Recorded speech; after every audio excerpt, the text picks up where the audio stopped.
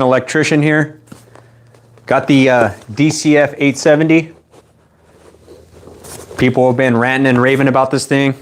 So my local power tool supply store has had this thing on back order. They had such an amazing deal over the Black Friday that this thing's been on back order, so finally got it. Let me change out my light real quick.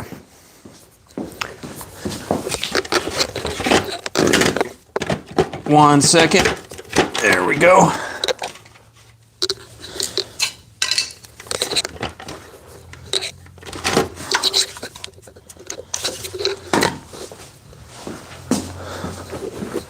Let's get this 12 amp hour on there. What's up, guys? How's it going? We're checking out the DCF870 today. See what all the hype is. Checking out all the hype.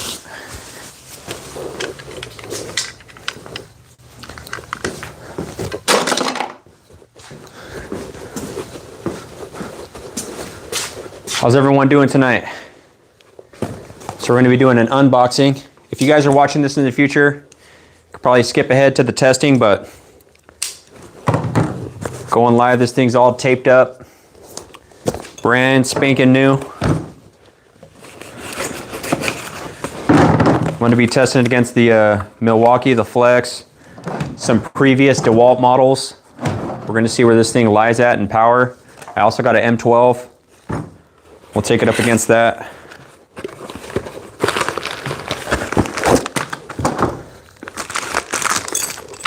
Belt clip.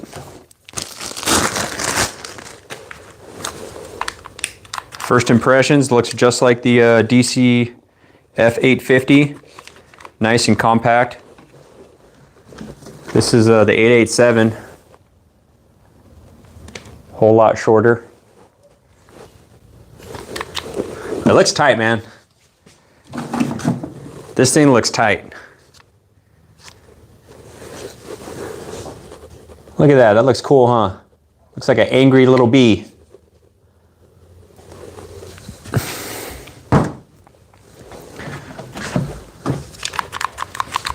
Kind of want to just see it with the 1.7 power stack.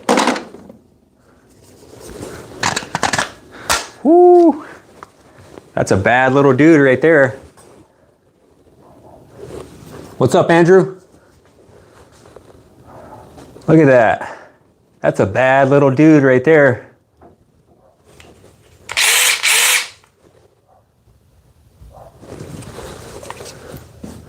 Looks like a tiny minigun. You know what? It sure does.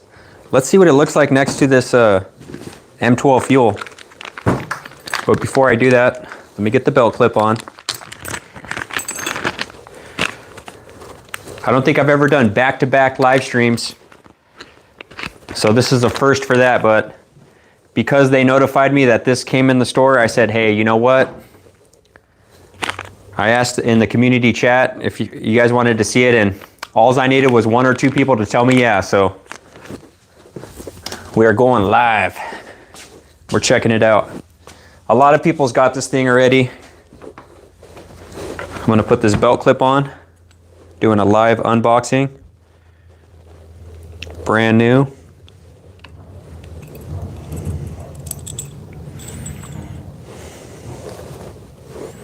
And if you're wondering, hey, why does your screwdriver look like a skinny carrot? This is insulation rated. This is a Klein screwdriver, a PH1. Perfect for these little screws. But these can withstand up to 600 volts. I like these Klein screwdrivers. I like Klein more than other brands because they're American.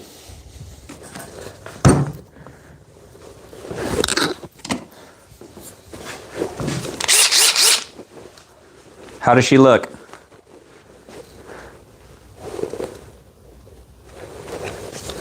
All right, let's check it out. Let's see what it looks like up against this M12.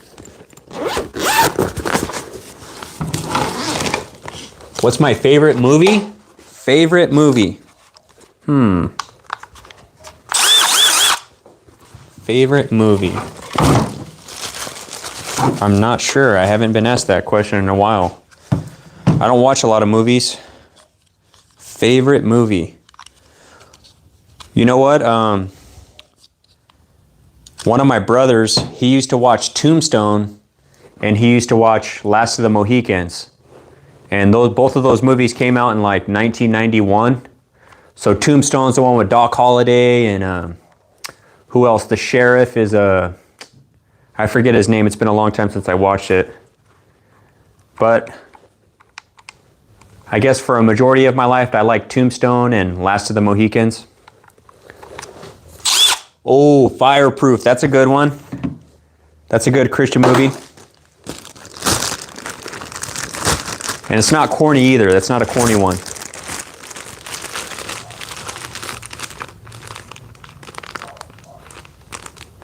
Man, I don't know.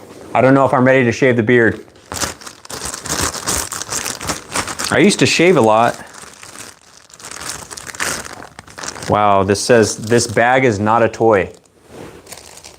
The bag is not a toy. It's got a couple holes in it, so you know you can't suffocate yourself, but I guess you gotta just put common sense stuff on the bags. I doubt if the little baby's gonna be able to read that, but they gotta do their due diligence. So something that's a little shocking is all they're really claiming up to is 50% quieter. Oh, and they are saying 40% faster driving. So you guys can see that. I know it looks backwards because of my screen. It's kind of a bummer. I'm using my front camera. 57% quieter and 40% faster. So let me look for the asterisk. Sure enough, there is. We got an asterisk under 57% quieter, and another one under up to 40% faster driving. So let's go to number one.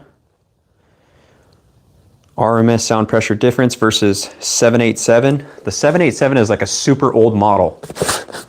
What's up, Budsville? Dang, you taking care of business right on time, Budsville. Yes, sir. Got the DCF870. Checking it out. Checking it out, seeing what all the hype's about. All right, so it says the 787 with 3-inch deck screws. Using the DCB P034. I'm pretty sure that's this 8 amp hour power pack.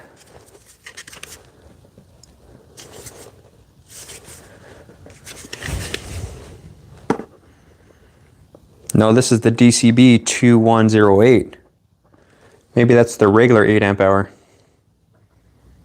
Anyhow.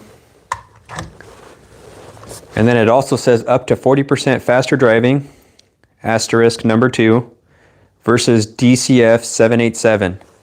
Why are they comparing it to the 787? Why would you go for the 787 when you've come out with the 885, the 887, the 850, which other than it being compact, that thing has been kind of a dud. So that's why I never really got it. I could have bought one for 80 bucks today, but it's not worth it. So I got the 845, which came out a little bit later, and it's got like 200 more RPM. Then they came out with the DCF 845. So that's already 4 models. Then they came out with the DCF 860, then the DCF 870. So always read the footnotes. It's saying 40% more quicker. Yeah, you're 40% more quicker than 5 generations ago, which is a little A little misleading if you ask me. That's like saying I'm 50% more smarter than I was in 6th grade. And if you've graduated high school, it's like, obviously. I'd rather compare myself to the year before than 10 years ago. Anyhow. Low speed mode is 1. Forward is 1100 RPM. Reverse is 1100 RPM. High speed mode is speed 2. And it's the same forward and reverse at 3000 RPM. 20-minute light mode. Alrighty. Now something that kind of threw me off when I looked at this at the store is it says 500 inch-pounds.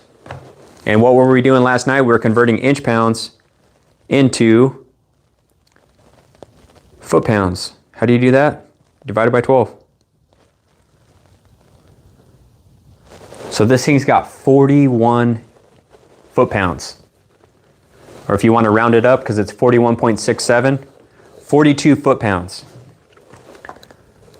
Which is really low. Maybe I went and got, I had to go get a bunch of quarter-inch to half-inch adapters. You guys saw me break them all last night, if you were on here.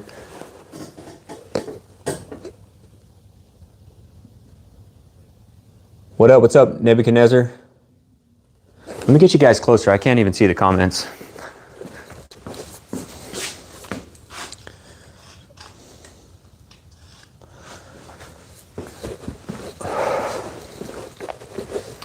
I lowered my table down a little bit.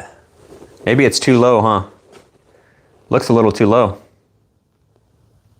Maybe I should raise it up. Let me raise this table up. Sorry about that, guys. So if you guys are just tuning in, we're checking out the DCF870. This is the hydraulic.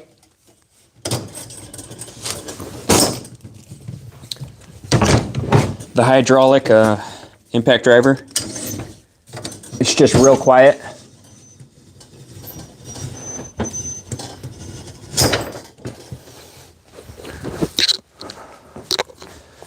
This is going really smooth, nothing has fallen. Oh yeah. Nice. Nicely done. Oh yeah. All right, so that's up against the M12 Fuel, Milwaukee.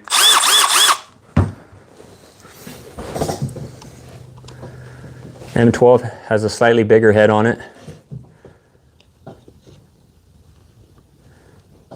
Probably by an inch. Which Dewalt battery is my favorite? You know what? I used to not like the 1.7s, but they kind of grew on me. Once I figured out that these things are like as strong as like a 4 amp hour, my favorite battery is probably a tie between the 9 amp hour Flexvolt and the 5 amp hour Power Stack. The 8 amp hour Power Pack hasn't really won me over yet, but the good old faithful is the 9 amp hour. I got like 3 of these. Especially for the 60 volt tools. If you guys don't know, 9 amp hour for the 20 volt system, or it's like a 3 amp hour for 60 volt.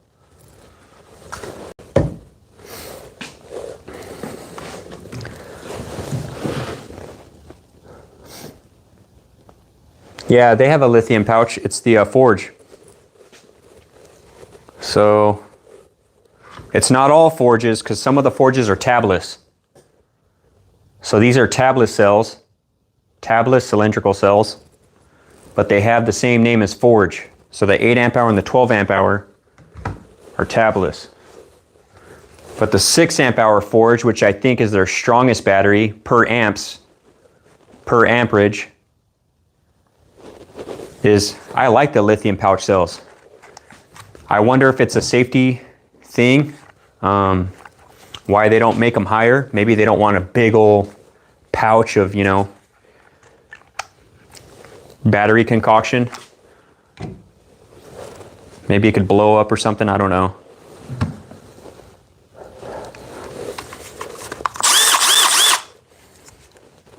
Let's get a fresh battery on here. Maybe we'll put these two up against each other, huh? The Surge, I was gonna get the Surge, but it's almost, the hydraulic is so much better than the Surge, you guys can look it up. I figured I'd just see what this does up against the Dewalt and, you know, the Flex. And the previous Dewalt models in Milwaukee. So,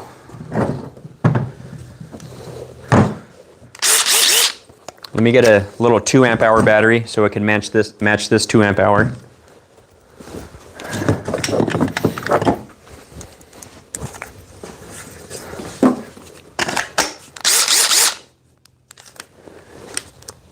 Any of you guys got kids? You guys' kids home now? My son just started his Christmas break. He'll be off school for 3 weeks.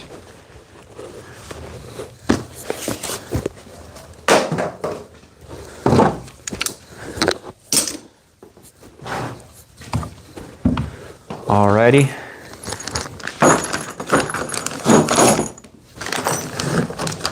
We'll go all the way up to 8-inch GRKs.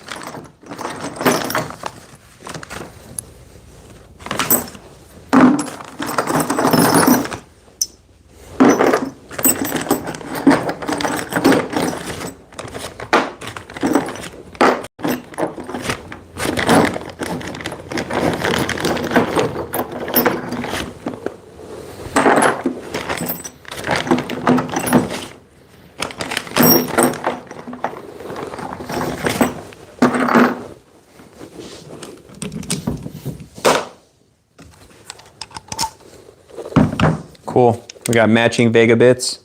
These are Vega bits. I get these at Fasteners. These are pretty good. What's up, Eric? The 870 has so much low down torque, and I can drive and remove most fasteners that the 887, 840, and 845 can't. Wow. Wow. You know what I'll do, Eric? I'll check it on the, we'll do some torque, some bolt breakaway tonight. I'll do some bolt breakaway a little closer to the end. I'll just drive some lags right now. So this is the M12 Milwaukee, catalog number 3453. This is fuel, so this is their construction grade. Definitely smaller, just a little bit longer. Probably about an inch.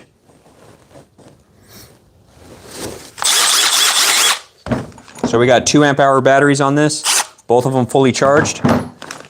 Let's get some screws going.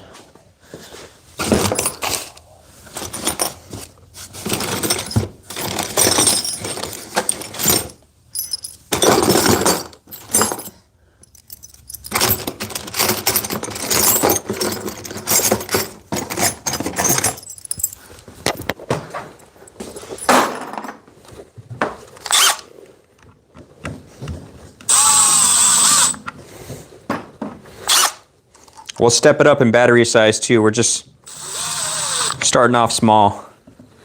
You know, maybe this will be for the guys that they're not caring about power.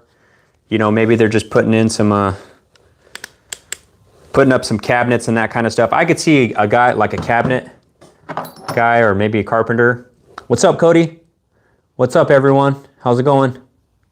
You know what? This DeWalt does look tight, huh? Huh, Nebuchadnezzar? Looks like an angry little bee. The insect. It's got the 9 lights on it. This thing's tight, man. So it looks up against the 860. I think it looks cooler than the 860.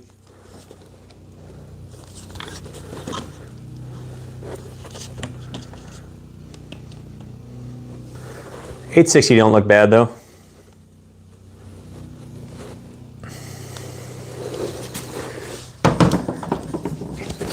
All right, let's check this out. First screw, speed 3 for the M12, speed 2 for the Milwaukee, or I'm sorry, for the Dewalt. DCF870. Here we go. These are like 3.5 inch screws. 3, 2, 1, go.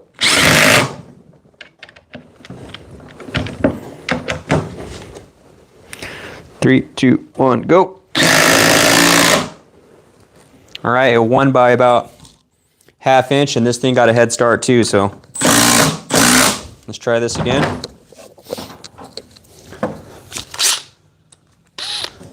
Dude, this thing's pretty powerful. This thing's pretty powerful, I could feel it.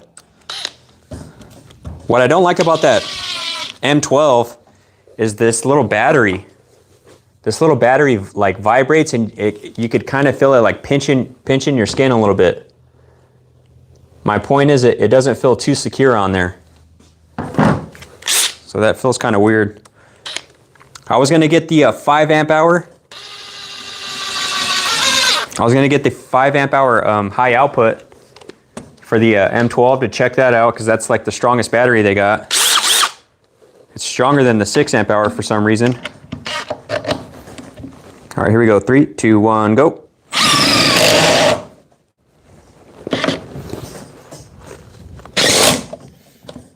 Oh, that was pretty close. That was a tie.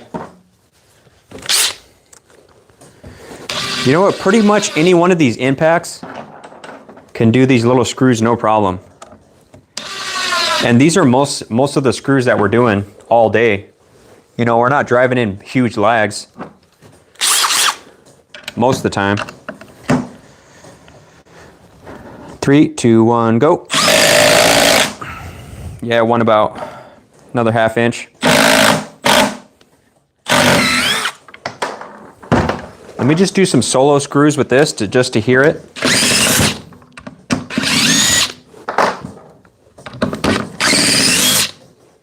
Wow. You really can't even hear this thing.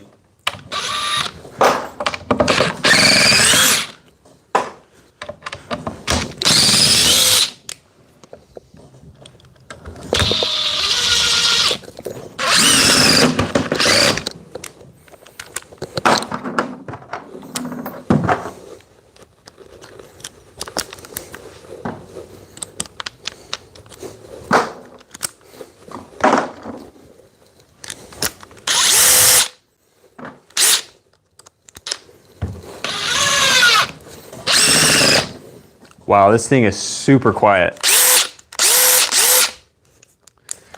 All right, let me get a different battery on there. Let's go to the 1.7. That looks tight, huh? When you slap a 1.7 on there. Let me see what you guys got on here. Looks like Kevin and Budsville talking. Sending timber locks. We'll get into some of that. We'll check that out. It's not as quiet as the Milwaukee. What, the Surge? Talking about the Surge? Carlos, you want to see the DCF860 versus the 870? We'll get there. We'll get there. So I just slapped a 1.7 power stack on there.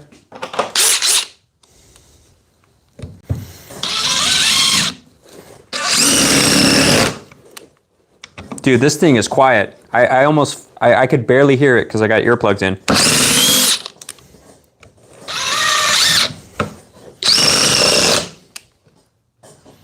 Wow.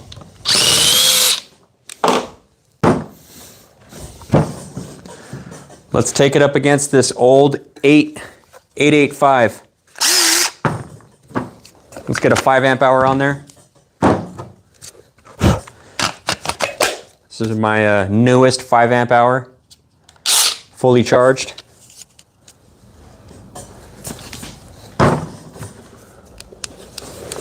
Up against this one, fully charged 5 amp hour, 885. This is brushed. Don't bring this to the job site.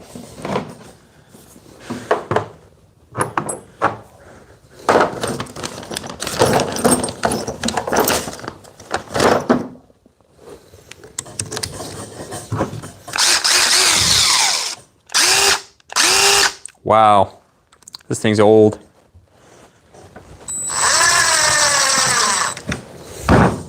If you guys are just tuning in, we're checking out the DCF870 tonight.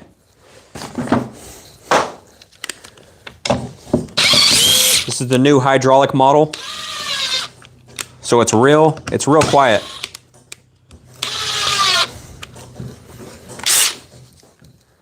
And it looks pretty cool.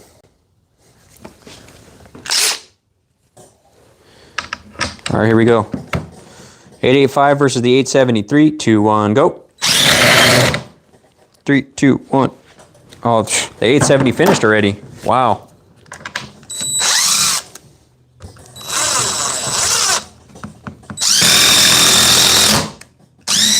Man, look at the difference.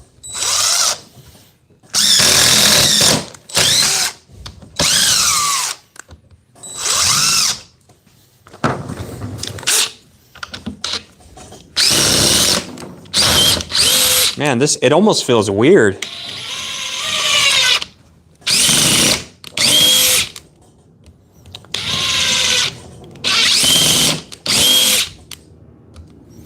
Just goes in like butter, man. Wow.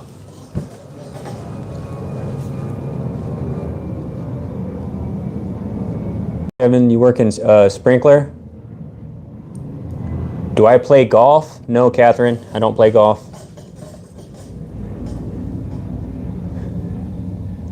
Orty, thanks, man. Appreciate it. Eric, try both in speed 1. The 870 has more power other than the 860 in speed 1. Okay.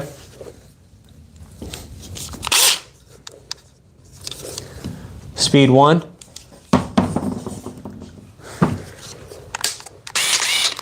Speed 1.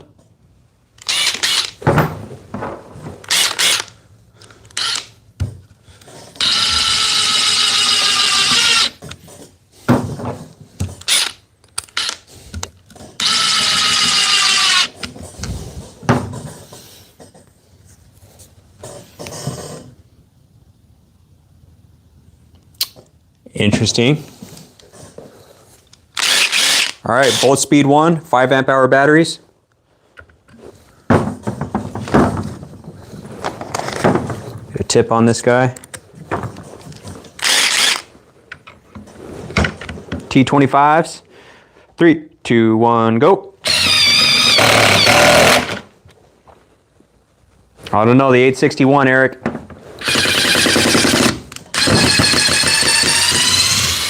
Try that again.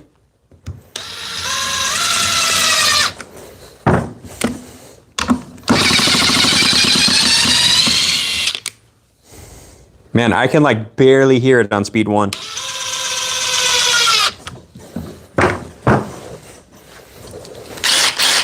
Switch hands.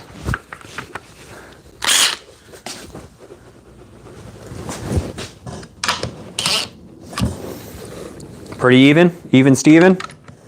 All right, here we go. 3, 2, 1, go. I don't know, the DCF860 smoking it in speed 1. Fully charged battery too. Is that what you're saying? Did I read you wrong? Did I read it wrong, Eric? Try both in speed 1. The 870 has more power. Oh, other than the DCF860. I got you. Sorry, I misread that. What's up, Yukon? At it again? Yes, sir. George, what's up, George? I had to check out the hype, George. I had to see what's really going down.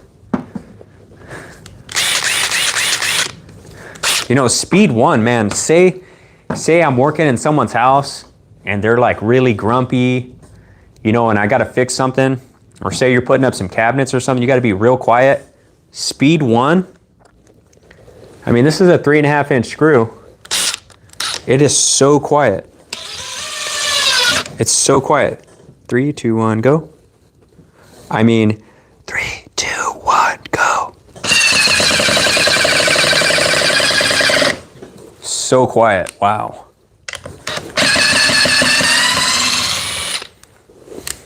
versus this is speed 1 in the DCF870, the most powerful.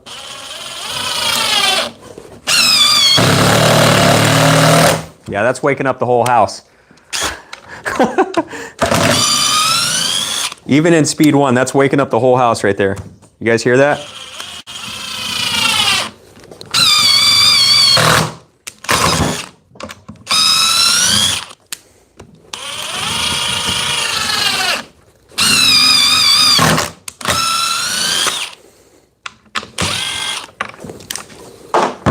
All right, should we step up the lags or what?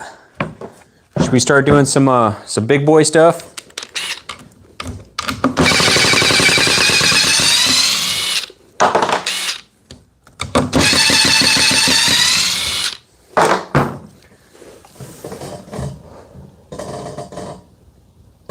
$870, man, George, I can't say, but they have it on sale for 150 bucks. They got the DCF870 for 150 bucks. DCF961 came in recently. Wrist breaker. Devin, yeah, that thing's a beast though. That even sounds quiet on camera. Bro, like imagine that brand, Ryobi. I think it called same dispenser, makes the same junk but red.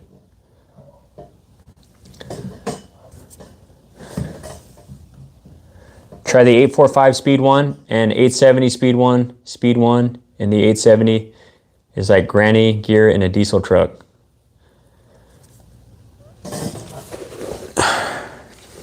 All right. You said what now? The 845?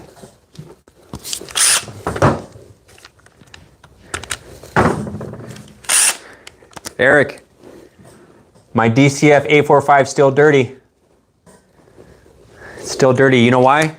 I was doing a bunch of underground when I had this, or last time I used this. I was doing a ton of underground.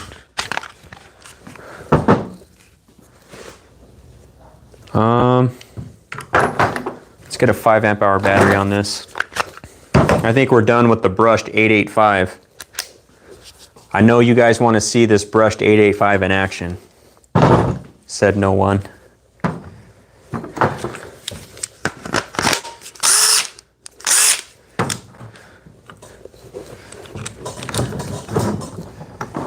All right, speed 1, 845. So this one has 200 more RPM than the 887.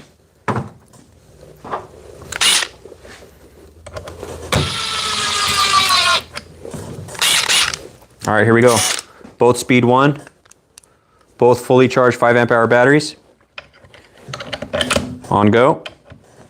3, 2, 1, go. Wow. You know, that's right. I remember what this one does. On speed 1, the 845, it kind of assesses and then it starts torquing down. So this thing was still assessing while this drove it all the way in. So let's try that again. 3, 2, 1, go.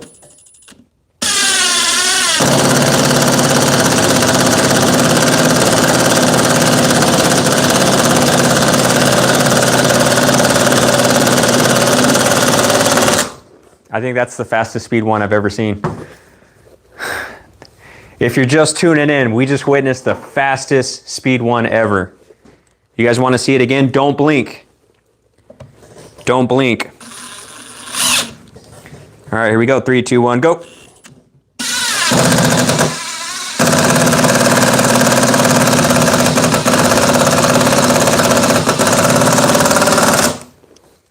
Impressive. Come on. I'm totally joking, guys. All right, speed 2. That's in speed 1. This thing goes better than that. Speed 3.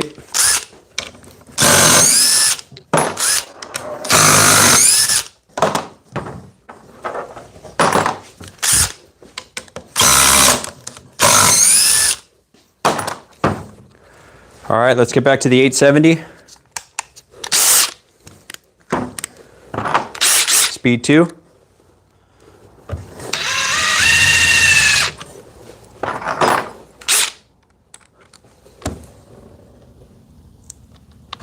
Justin.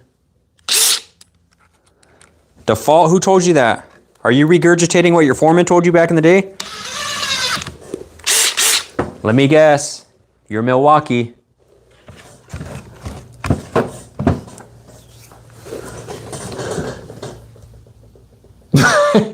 Andrew, you said I didn't even blink and I missed it.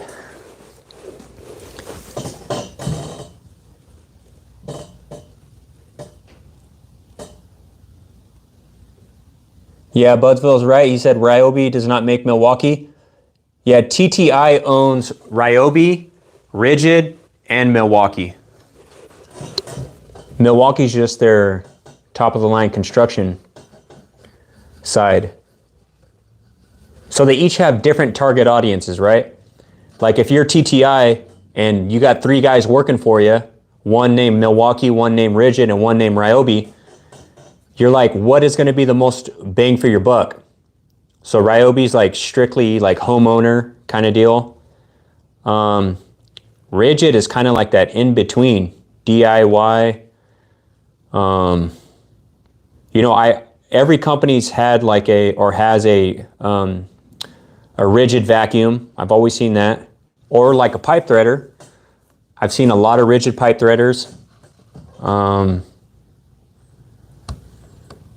But as far as like their power tools, I haven't seen a lot of those. What's up, George? We out here, huh, George?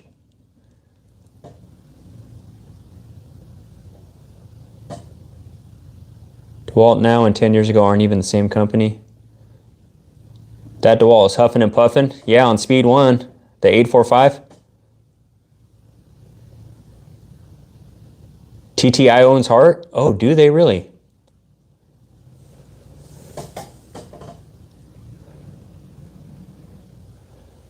Everything's more cheaper and more expensive, right? Even houses. I'm tired. Yo, what's up? What's up, man? George!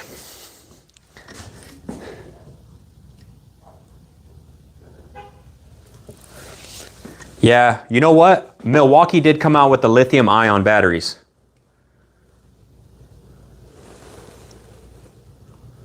Tell him, George. I think our produce supply is what, 25%?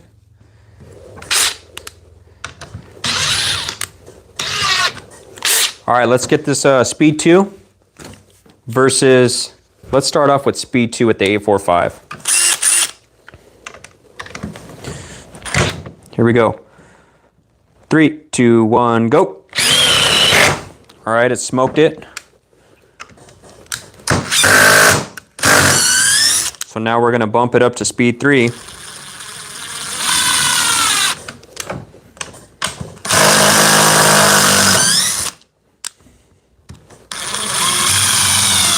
We're gonna bump it up to speed 3.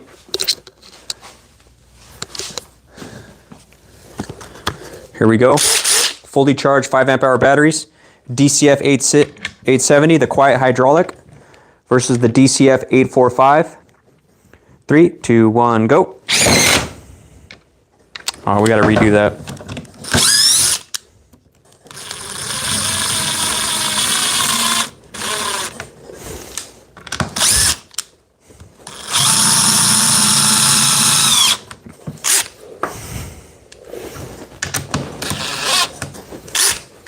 All right, here we go. 870 versus the 845. 3, 2, 1, go. Smoked it. Wow, that was speed 3, guys. That was speed 3. You know what? Let me check out the impacts per minute. The IPM and the RPM on this bad boy. I think it's pretty high.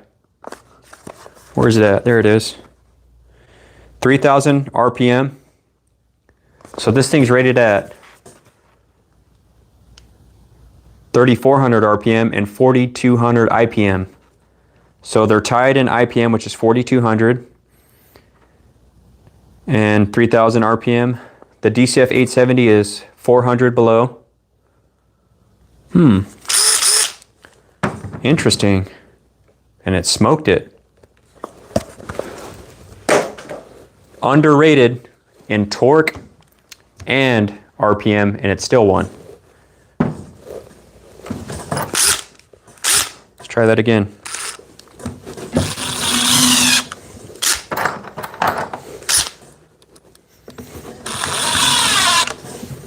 Let's go up front here. Here we go. What can you do with those drills? These impact drivers? Well, these impact drivers are your typical, everyone in every single trade has an impact driver.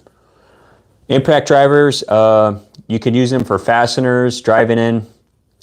You know, they got these little quick change bits you can put in and out. So these are some for torque screws. You can get some hex heads on there.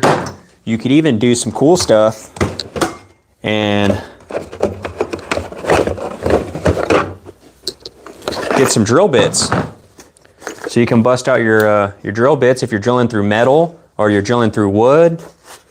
Also, you can get some bigger paddle bits if you're drilling a bunch of holes. But yeah, basically anything you could fit on there, all these different heads, they'll all go on your impact. And then nowadays they're making cool stuff. So this is like for a conduit reamer. You could slap that, see that little base right there where it goes into your impact driver, right where my index is. So that will go on your impact, and it reams conduit. So it'll, as soon as you put pressure, this will go back like that, and you see those teeth? It'll ream the conduit. What's conduit? That's for your to protect your electrical wires in commercial settings, typically speaking. Here's another one. This is for plumbing. This is if you're cutting PVC. But if you see the same base, pretty much if it's got a attachment like that, it can do a lot of stuff. So impact drivers are typically my favorite tool, you know. Now, will a drill drive a screw in faster? Yes. Yes, but this is more versatile, more practical. You're doing a bunch of these little screws like this all day with this right here. All right, back from commercials.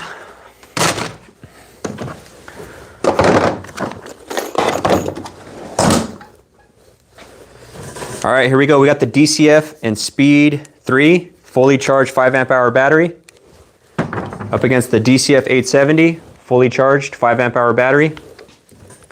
Switch hands. On go.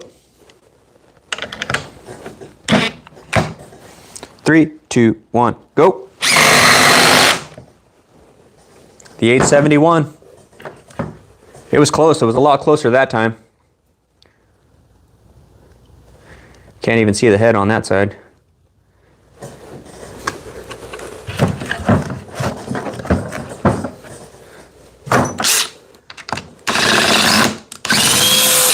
All right, let's try it up against the 860.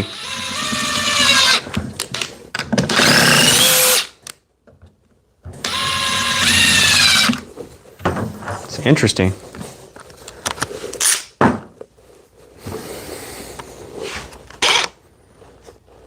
Make sure this is a T25 bit. Yep.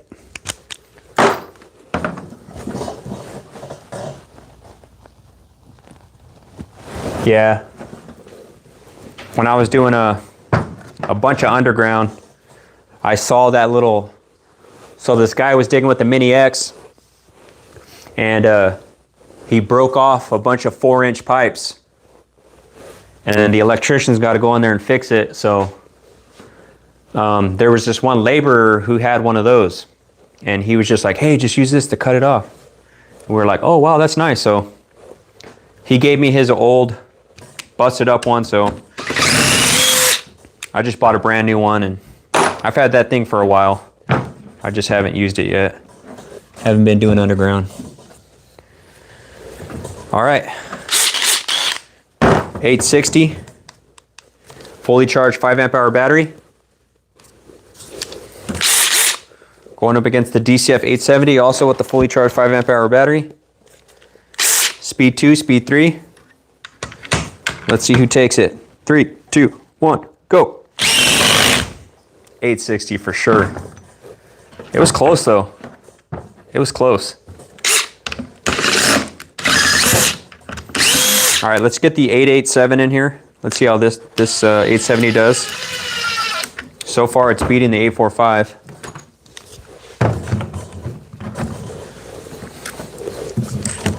What am I doing, Brody? Testing out the new DCF870. 870 is a hydraulic, quiet hydraulic model, compact size. This thing's super quiet. And Milwaukee makes one, it's called the Surge. But this thing's best on the market right now. It's kind of interesting because like the hydraulic kind of pressing going on in it, or hydraulic impacting, it's a lot different than your loud impact driver. So let's try this again. This time 887 on my right with the fully charged 5 amp hour battery, 870 on my left. 3, 2, 1, go. Smoked the 887, smoked it. Left about an inch.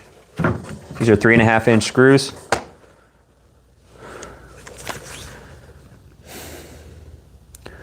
RPM is 3,250, so it's about 150 more over here. And this thing's old, so I can't see the IPM. I think it's 3,800. Let me check my other one. Yep, 3,800 IPM. So let me tell you guys something. Maybe it'll help. If it helps one person, that's good enough. But if you guys are ever working on a scissor lift or you're working on a big ladder and you drop this thing a couple times and then it gets a little crack in it, and then over a period of time it ends up breaking, instead of throwing it away, you could just go on Amazon and get a new housing for like 20 to 30 bucks. So that's happened to me, I think twice with the DCF887, and I'll just buy a new housing and just take out the guts from the one that's broken and just put it back into the new housing, because I know some people will go to Home Depot and they'll just say, oh, it's broken, I'm going to use the warranty. Well, they say, okay, here's the number you need to call for the warranty. And you know what it says in the brochure? Any mishandling or due to a workman's failure. So, as a Christian, I can't be lying and just saying, this thing broke on its own. So I end up just going to Amazon and just doing the right thing, buying new housing and putting it in. So Eric said, new Dewalt DCF870 is going to force Milwaukee to make a much better quiet impact, and I hope they make Flex come out with the hydraulic impact next year. I think you're very right, Eric. Russell said, that's what I thought. Everyone keeps saying the power pack is the best. I don't think so. If you guys look at you go on the website, the power pack says 50% more power. And then they have an asterisk or a footnote, footnote number 1 or whatever. Then you scroll all the way down and you look at the footnote, and the footnote says, not in application, but in recharge cycles. So because of I don't know if the old batteries were wired in series, where it's going from one battery cell, comes out and goes into another, or whatever the case is, if it's wired in some type of combination circuit in there, and then they come out, I don't know what the volts are. I haven't been the type of channel to open these up and check out all the wiring and that kind of stuff. Maybe I'll do that in the future. But the tabless cells, I guess from what I heard is maybe it's more wired in parallel. to where it's, instead of the voltage going through one battery into the other one and all that kind of stuff, going through in one way and out another, into another one and out the other, it's, what's up, Sarush? It's more wired in the way to, it goes in from all of them and it comes out. So I think that's probably a more efficient way as far as electrical goes. Keeping things wired in parallel is way more efficient. Your voltage is going to stay the same. Your amps are going to change though. So whereas in series, your amperage stays the same, but your voltage changes. So, but for some reason, the pouch cell technology seems to be more powerful per amp hour, just from my experience.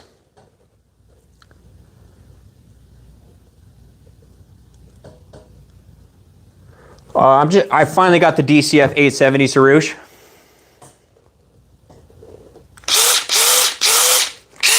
Just checking it out. I took it up against this M12, and it's smoking it. I'm also taking it up against the all the other Dewalts. I'll put it up against the Flex and the Milwaukee.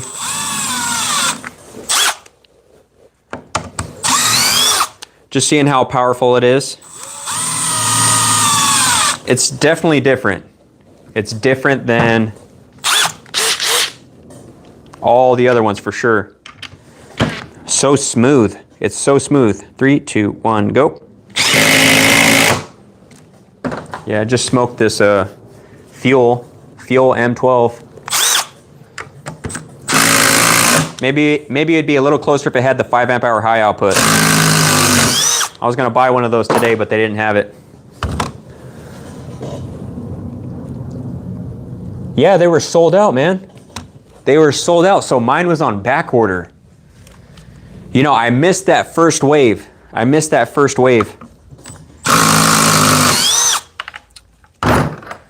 Instead of doing the hydraulic, I was doing the high torques, you know? And when you buy the high torques, you know, it's instead of like $150, you know, it ends up being way more than that. But I'm not sponsored by them. You guys go check out fastenersinc.net. They're selling this DCF870 for $150. So awesome store. They're all on the West Coast in California. And I think they got one in Oregon. And I think they might be opening one in Reno, Nevada. I believe so. I'm not entirely sure. All right, let's step up the lag size.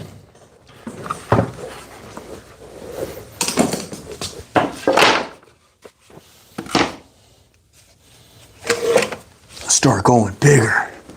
Go big or go home. Or do both. Because I am home. How's everybody doing tonight? You guys got kids? All your kids home from school? Do a baby battery battle? Okay, I will. Is that the Gen 3 M12 Impact? It might be. If you want to check it out real quick, it's the 3453-20. Just Google it real quick, see what generation it is. 3453-20.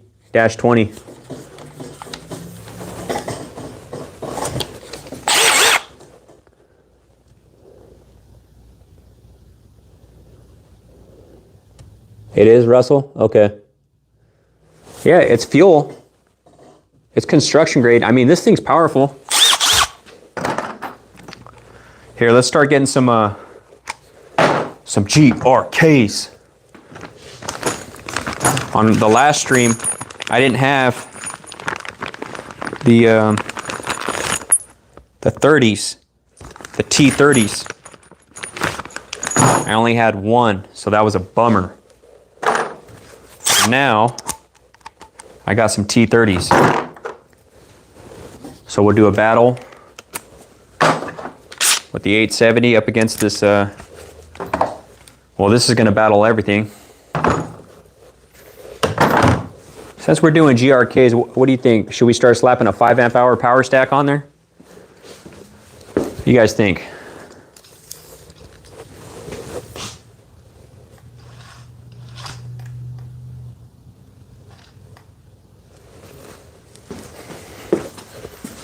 Let's get a fully charged 5 amp hour power stack. No more messing around.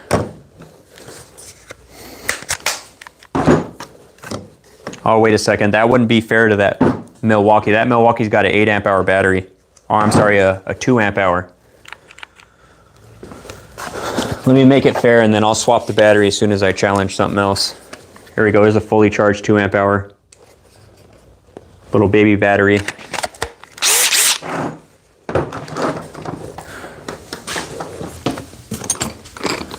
5/16 by 6 inch GRKs.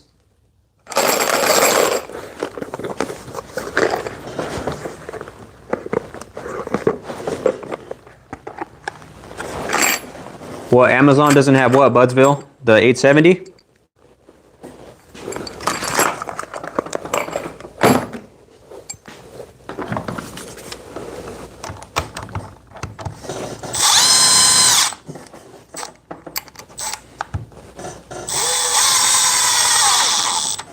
All right, these are 5/16 by 6 inch. We got baby 2 amp hour batteries. You know what? Fastener's got 2 of these left, guys. 150 bucks. They sell them for 150 bucks. Tell them Christian Electrician sent you in there. What deal can they give you? And then comment on my video if you get one from there. But I live by the one in the Central Valley. All right, here we go. 6 inch, 5/16 GRKs. 3, 2, 1, go.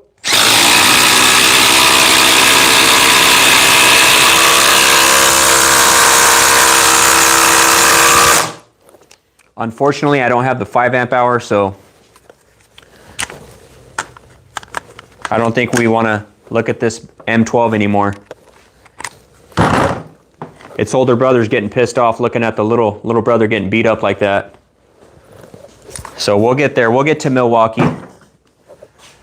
All right, now let's take this up against the, let's go 887. We'll go 887.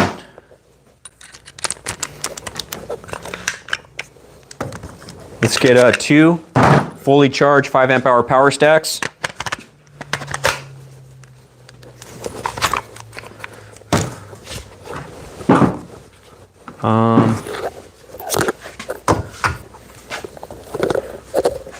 Oh, there they are.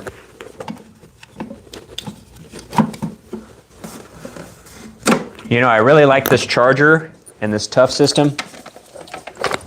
This box, it holds two batteries. So it's a charger, you plug it in, and you store all your batteries in there. I like using it.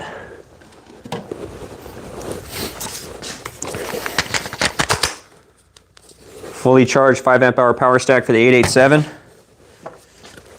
We're going to do the same for the 870.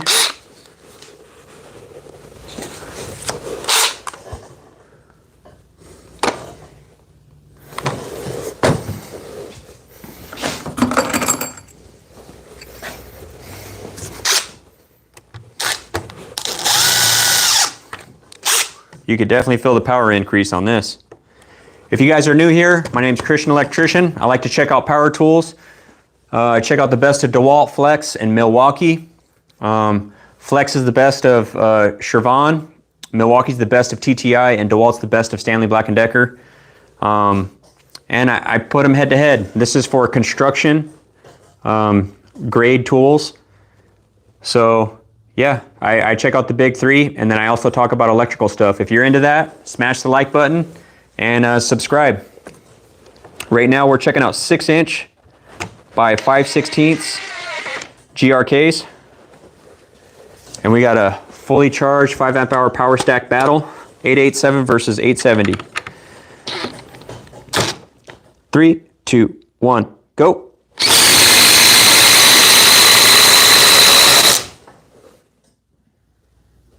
Wow. It won by 1 inch, guys. There's 1 inch left right here. Can you see it? 1 inch left. Here we go. 3, 2, 1, go.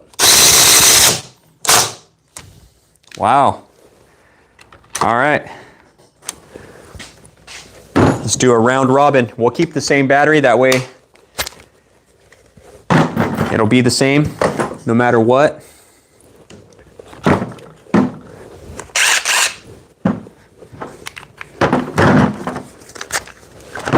Let's go to the 845 now. That's on speed 3.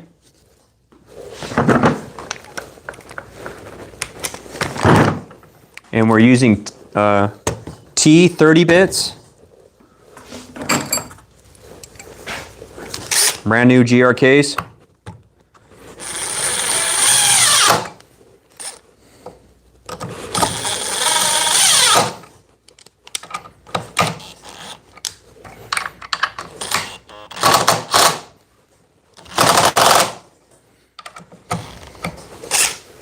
All right, here we go. Both these screws are a little leaning to the right.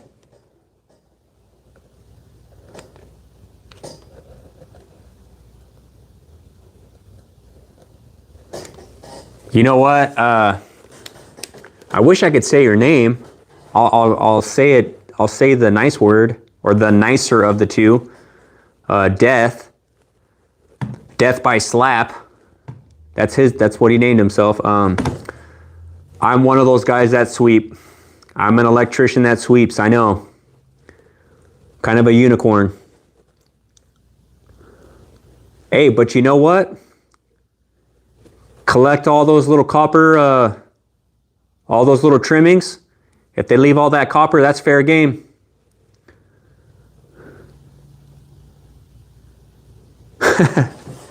Thanks, man. Love you too. All right, here we go. We got the 845. We're doing a round robin. We're working our way up through the Dewalt impacts. 2 fully charged 5 amp hour power stacks. The quiet hydraulic impact on my left hand. The DCF845, which is not the newest model, but the one before the newest model. Here we go. On 3. They're both on their highest speed. 1, 2, 3.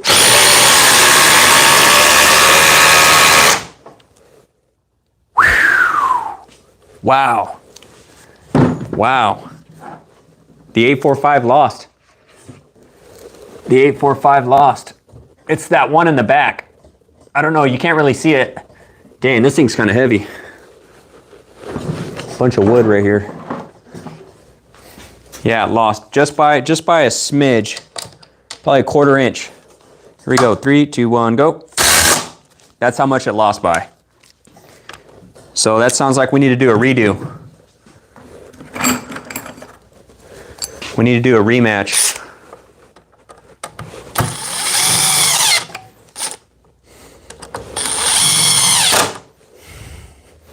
All right, let's switch hands. See you later, Sarush. Thanks for hanging out. What's up, Kansas? The 887, Timothy? It did okay. It did okay. You know the 887 is a little bit older. It's been out there for how many years? What? At least 5, right? 6? No, longer than that. Probably about 6, 7 years, right?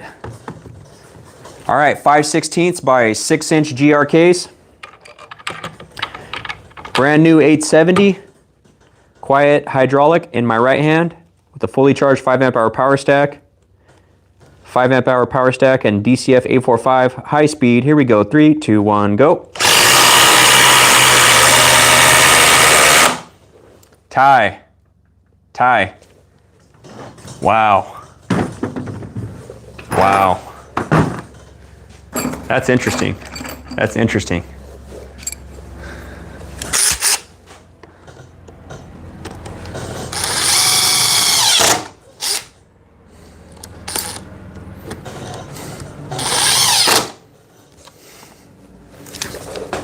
try that again. We'll switch hands. Both fully charged 5 amp hour batteries. No Mickey Mouse stuff going on here. High speed for the 870, speed 2. And speed 3 on the DCF845. 5/16 by 6 inch, here we go. 3, 2, 1, go.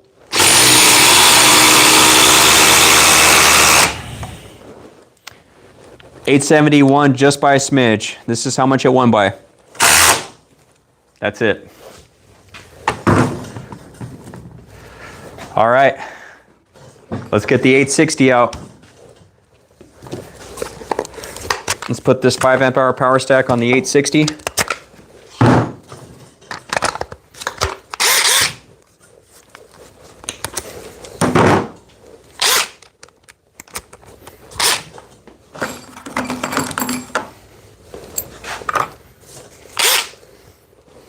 If you guys are just tuning in, and you guys are Dewalt guys and you want to see some of the older models, the 887, the 885, or the 845, just let me know. I'll do it again for you.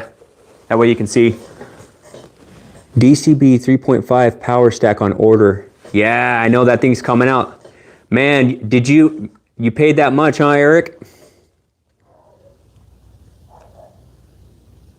170 bucks.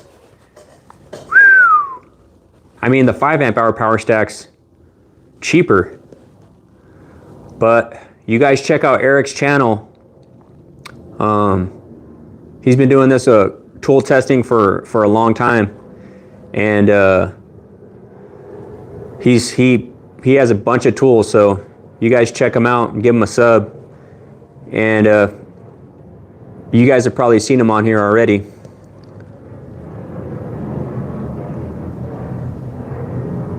Someone said 150 an hour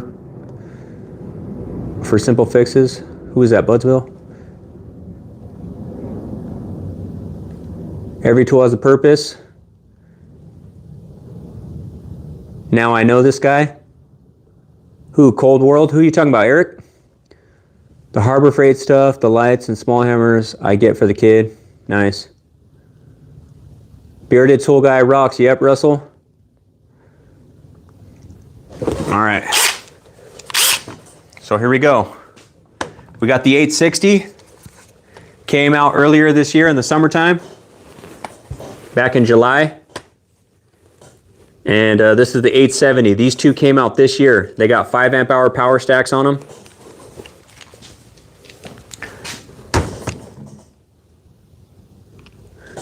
Kansas said do a comparison of reversing them. All right, I'll do that. Here we go. 870 in my right hand, 860 in my left. 3, 2, 1, go. Yeah, you know that 860 was gonna win. It won probably about 1.5 inches by this much.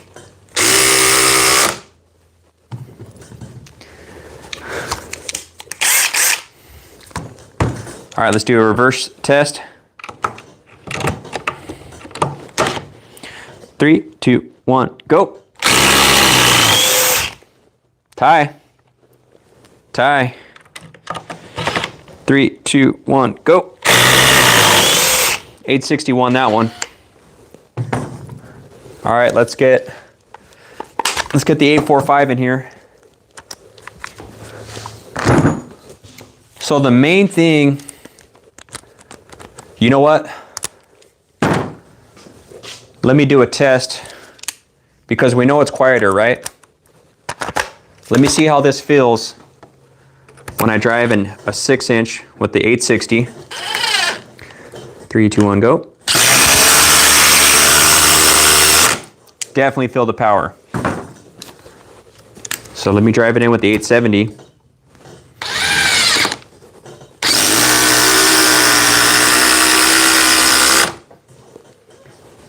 Ergonomics. This thing's practical. Like, it's not so powerful where it's loud and kind of annoying. but it's just quiet and it's nice and light on the wrist.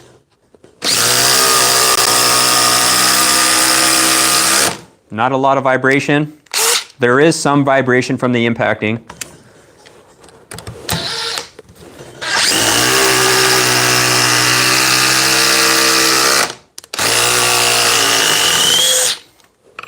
You know, we've been running this thing for a little bit. It's not hot.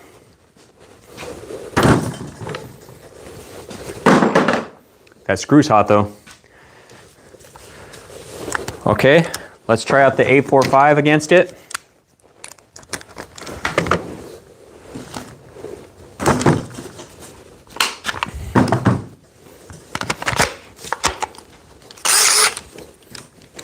Here we go on the reverse. 3, 2, 1, go. 8451. 3, 2, 1, go. Tie. 3, 2, 1, go.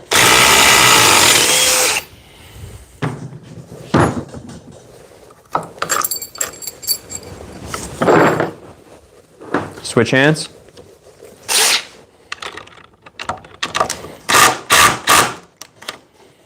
Three, two, one, go.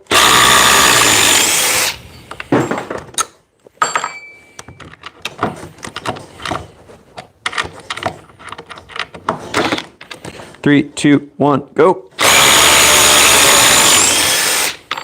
Tying. Makes sense. Same RPM, I believe. No, actually less. 800 less. No, 400 less. 3,400, 3,000.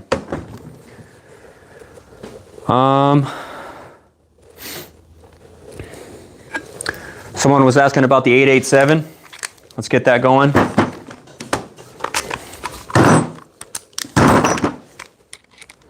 How you guys doing, man?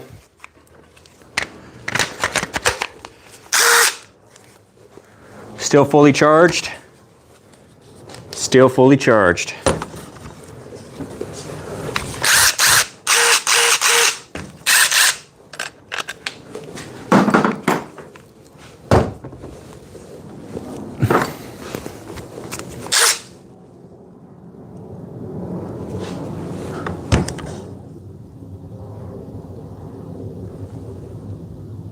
What are we building? We're checking out power tools. I'm an electrician by trade. So I have a certification through the state of California as a general inside wireman. So I could do a residential, commercial, industrial. All right, here we go. 887 versus the 870. 3, 2, 1, go.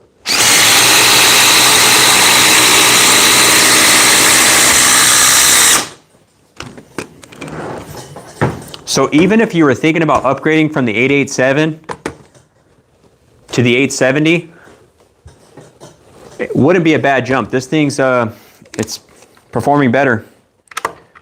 Let's do a reverse comparison. Man, just look at the size difference, guys. You know what it makes me think of? You know, back in the day, those old computers, those old beefy computers, they're so big, but there's hardly any, any hard drive or any of that kind of stuff on there. Look at this, guys. Much smaller, more compact, more efficient. Now our smartphones are way stronger than those old school computers, right? 3, 2, 1, go.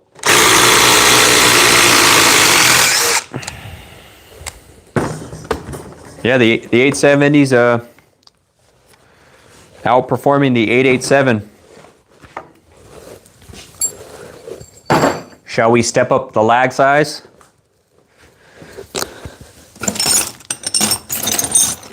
I don't want to destroy it, and I don't want to destroy it and make it do a 10 inch by ½ inch. I don't want to damage this thing. I just got it.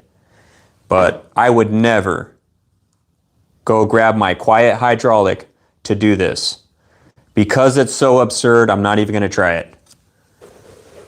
Kansas is 100% correct. Drill wins every time. But I would say this is more used though, the impact. Which, you know, everyone knows. Everybody already knows that, including Kansas.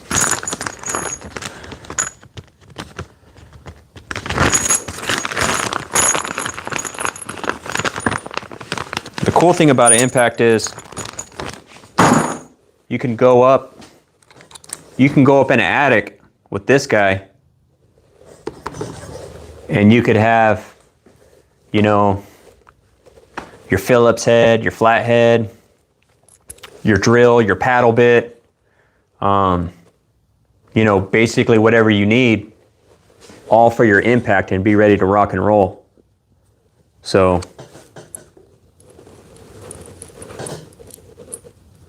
I had to go get some new T40 bits. These are T40s. Will that clear out on it? Maybe not. Will it do it? Too shaky. Oh, there it was. And of course it's backwards because of my front camera.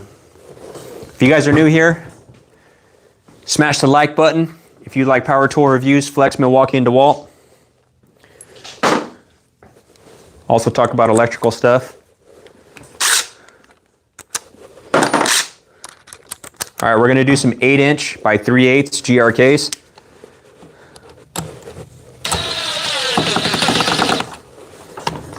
Oh, this GRK's bent. Get another one.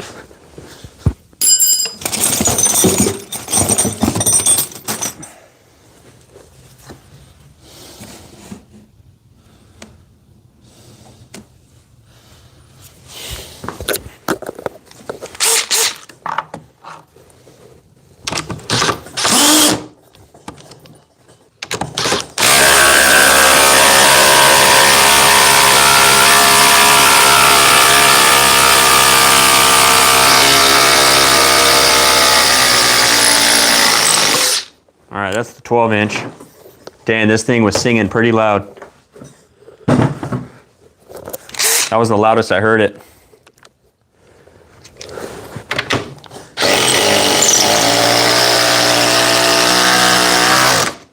Much more quiet driving it back in.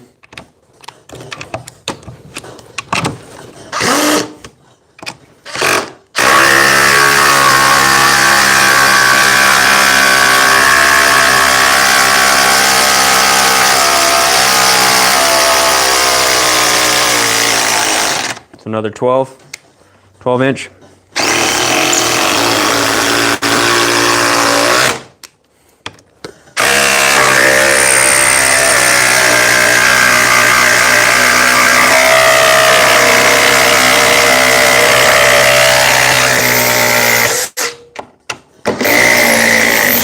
Another 12".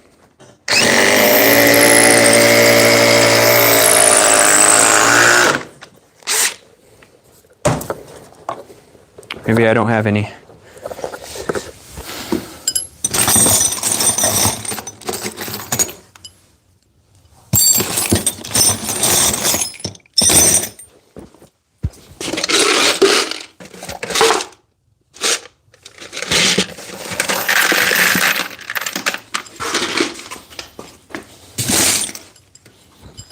Yeah, we'll see how it performs. We'll try it anyway.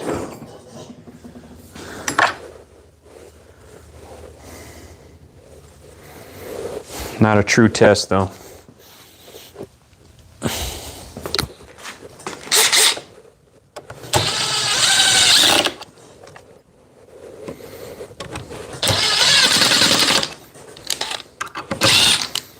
Here, we'll put the 870 in a deficit. We'll give it the wobbly screw. We'll see what happens. Two fully charged 5-hour power stacks. 870 versus the 887. Both high speed. Here we go.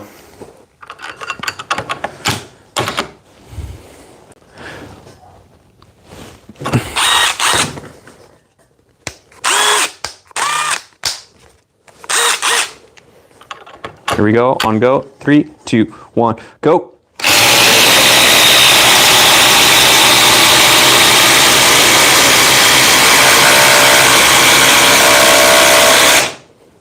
Even in a deficit, it still won. It won by this much.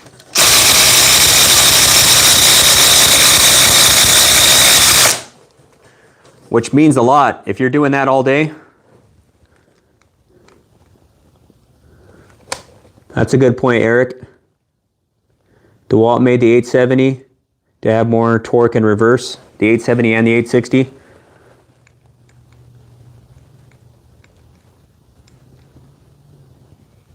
True, that's true, Kansas. You gotta love competition, right? Because without competition, then no one would have a desire or a need to innovate and improve things. It's a game for them. Yep, right on the money, Budsville. You have that drill on your wall, Clay? Which one?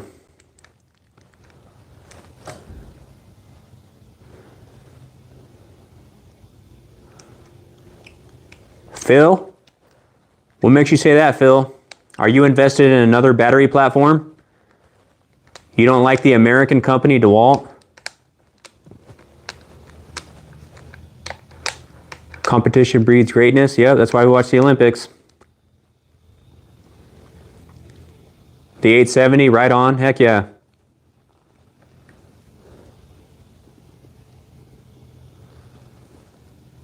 Não tem aqui no Brazil. Ronaldo, are you saying the 870 is not in Brazil yet? It'll get there. What's up, Travel Brothers? You're from Argentina. How's it going? In which hand do you wear your watch? Left hand. Left hand.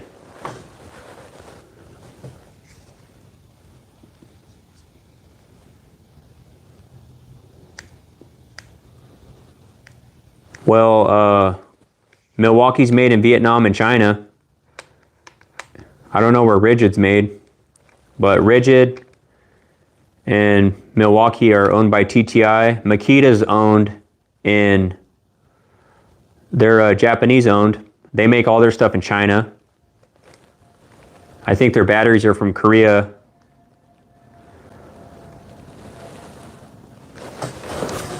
Oh, I missed something. Hey, don't give up on the dream you have. Just keep going no matter what. People say everything. Jesus loves and will be with you when you feel alone. Remember that. God bless. I'm going to pin your comment, Evan. Always got to give glory to Jesus Christ. Pin this message.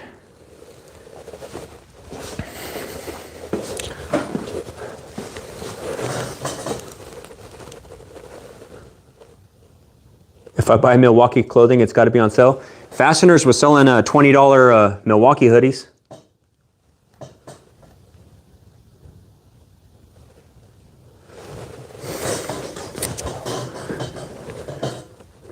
David says, had a buddy use a Dewalt Flex trying to remove the tow package on his Avalanche and it wouldn't break the bolts loose. Brought out the M18 fuel with the HD12 on 3 and she broke it right away. Well, tell your buddy to get the DCF870. Because I got the newest model high torque impact wrench of Milwaukee, which is a banger tool. This thing's awesome. But the DCF870 is way stronger. This thing's got 1,750 breakaway torque, but I think it shows even higher on that in Torque Test Channel. And these both are good, but the 961 takes the cake. It's got VTEC. It's got cheat codes. It's got cheat codes, man. It's got the Game Shark. Do I have a snowblower? No, it doesn't snow. It doesn't snow in my city. What's all the hype on Milwaukee? Well, Milwaukee's leading the game in innovation. They're very innovative, and you know they have a lot of high quality tools. Milwaukee's a tight tool company.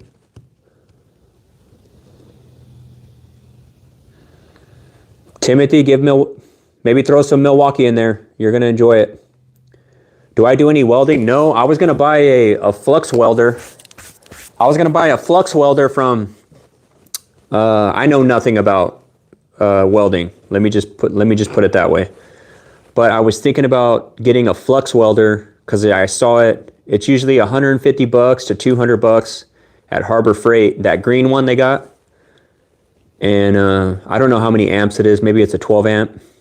But it was on sale for $100 and I almost bought it. I see snow. Don't forget, I got Yosemite right up the street.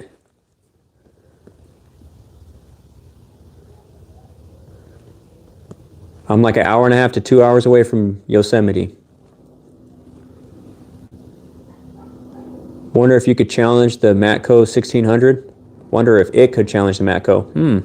Yeah, if you look it up go to Torque Test channel, David, and they got this little spreadsheet you can buy. And right now the DCF870, you don't have to buy it, it'll show it.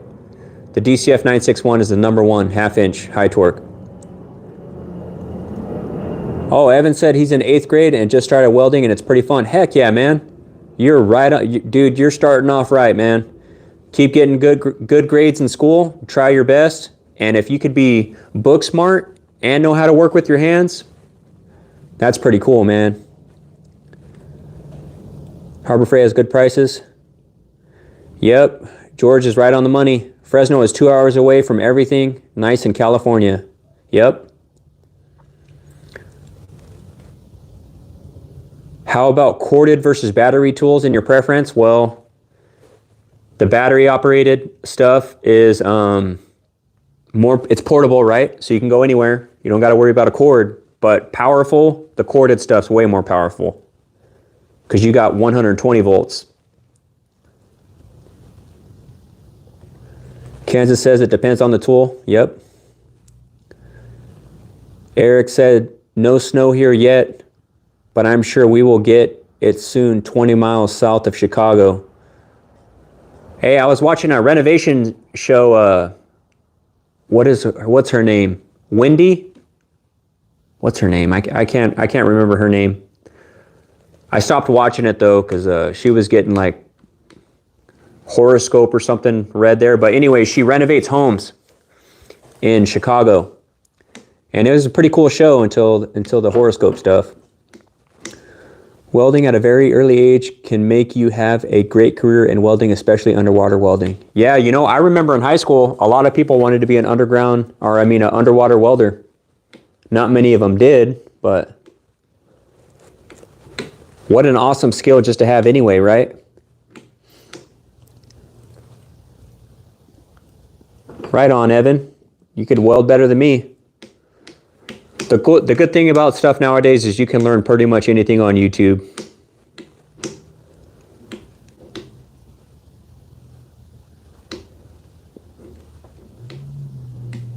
Definitely get a trade in high school. I don't understand these. Balkan. Name a car for an edit. Okay, what car? Even if you don't want, you want later when McDonald's pays $15 per hour. Yep.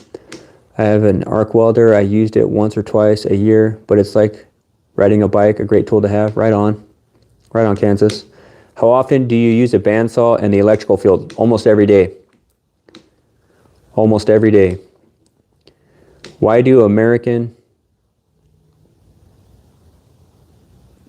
I don't know about answering that.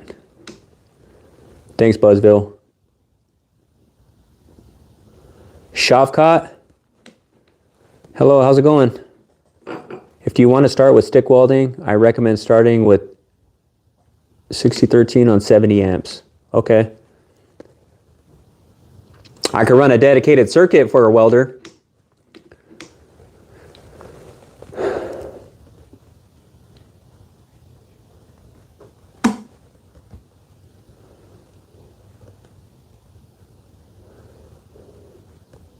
Thanks, Budsville.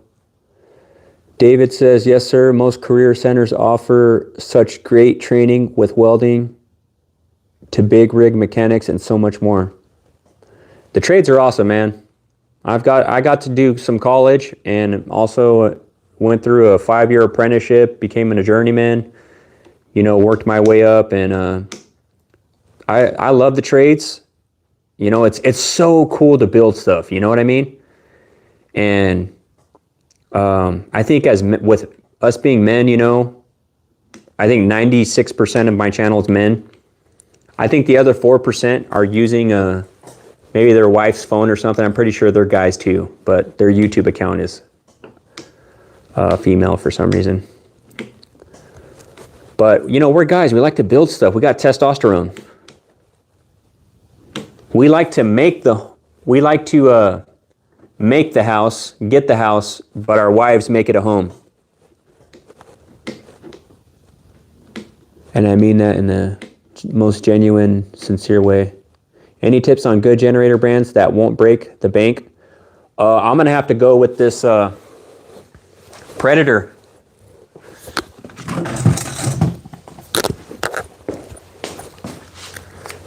I'll show you this Predator. I got it for camping.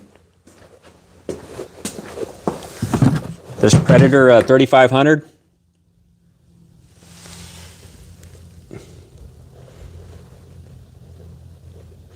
You know, it's running watts is 3,000, 3,500 max starting watts, but it's got an electric starter. You could put it on the economy mode. You can hook it up in parallel to another generator if you need something more beefy in the future. This thing's pretty tight, man. All you do is just switch this over to start. Turn it on with your electric starter here. If your battery's dead in here, you'll have to swap it out, but there's a little handle on the side back there you can start it with, and then you just turn this to run. Thing's pretty tight. I got that for camping, but you know, the last time I went camping, I didn't take it. We didn't need it. That's when we had like the electric little skillet thing and our coffee maker out there. My wife and I, we love coffee. We're big coffee people. So, and also I don't like drinking watered down coffee. I like my coffee strong. I want to feel that coffee, you know, when I drink it. Yeah, you're a skilled person. Heck yeah. I like going to my barber. Run Zebra. Heck yeah. Everyone needs a haircut, right?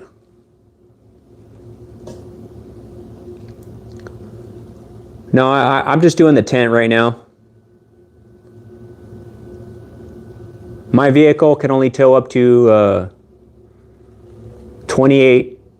Well, it says 3,500, which oddly enough, that's 3,500 starting watts, but 3,500 foot or 3,500 pounds. So what do they say? 80% of that, which is 2,800. Caesar, how are you doing? I'm doing pretty good. How you doing? If your coffee's not strong, you're doing it wrong. Heck yeah, Kansas. Your wife likes flavored coffee. My wife does a little more creamer than I do. I just do like a little splash of some milk in there. I've been doing some of the sugar-free stuff. I used to just drink it black.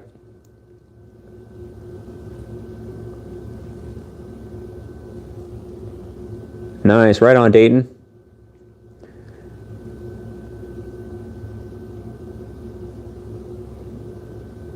Oh, that's tight, Evan. Well, that's cool that your schools provide that.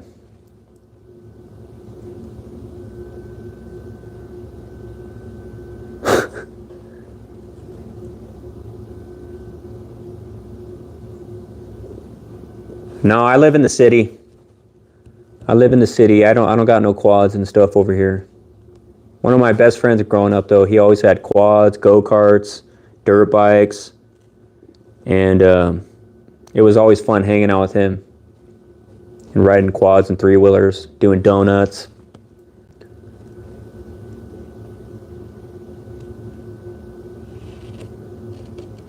The percolators, nice. Caesar, I'm doing good. How you doing?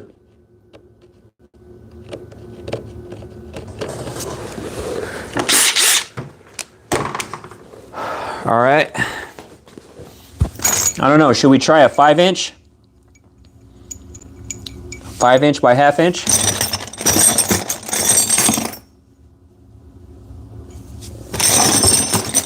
I don't really want to use a 1/2 inch on that.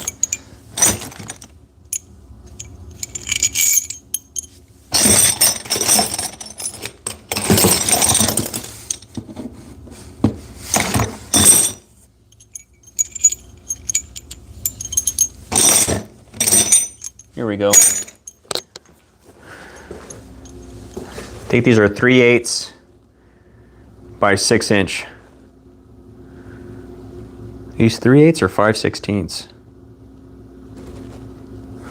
No, these are 3/8.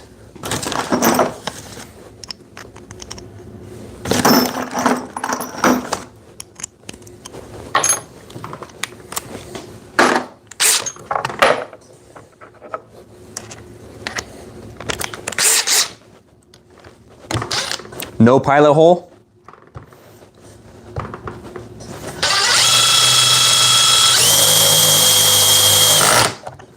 No pilot hole.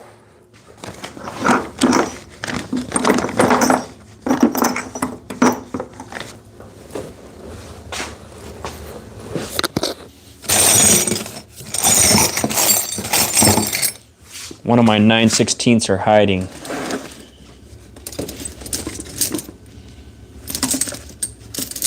That seems to be the most hex bit that I break is the 9/16.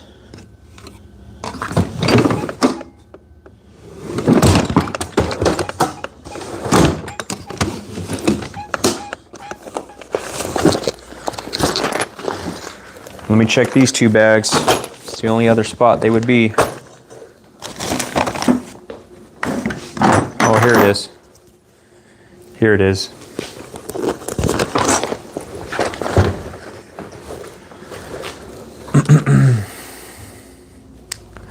How about we take it up against, I think, you know what, we'll try it against the 887.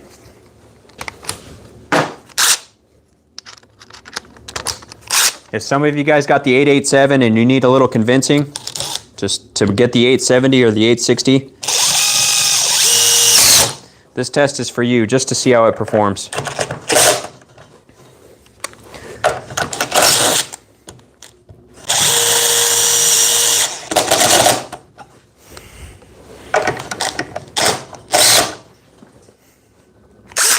Pretty darn close.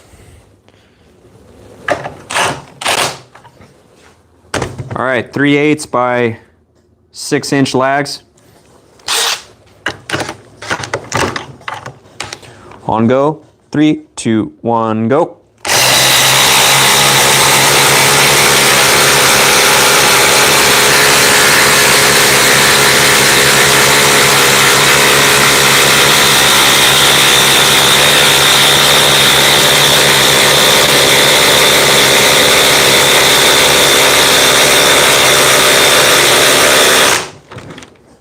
Eight, 871. Yeah, this thing's only rated for, I think, 52 foot-pounds. So that's overkill. I'm not going to do any bigger lags than that. That's probably bigger than 3/8. Let me get my tape measure.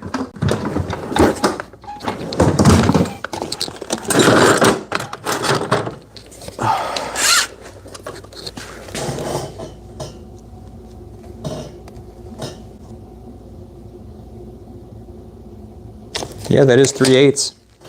That is 3/8.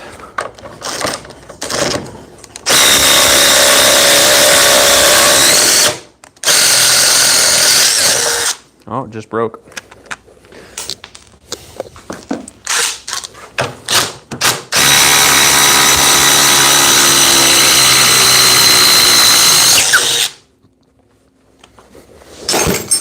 Hot. Anyhow, well, the 870 is pretty nice. Only thing it didn't beat, as far as going up to the 5/16 by 6 inch, was the 860.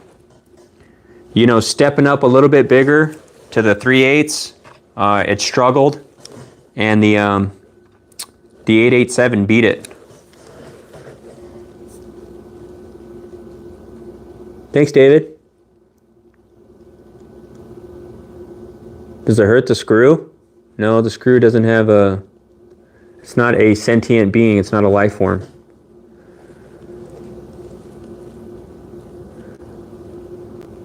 All right, Evan, it's cool hanging out with you, man. God bless you. Thank you, man. Hope you have a blessed day tomorrow as well, and a good night's rest. Well,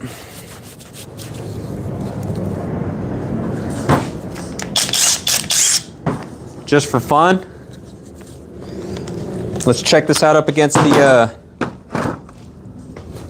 Flex.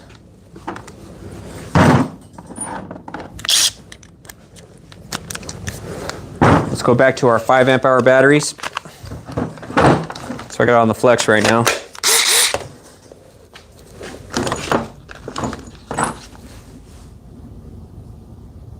T30.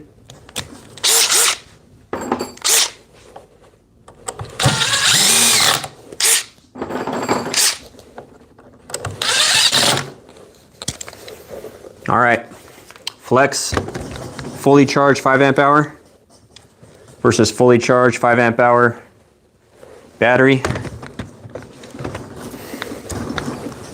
Put the 870 in my right hand. On go. 3, 2, 1, go.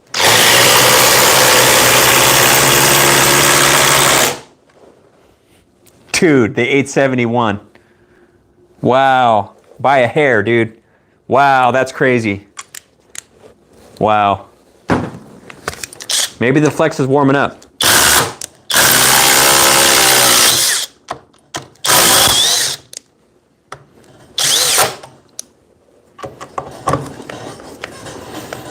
Let me warm this Flex up.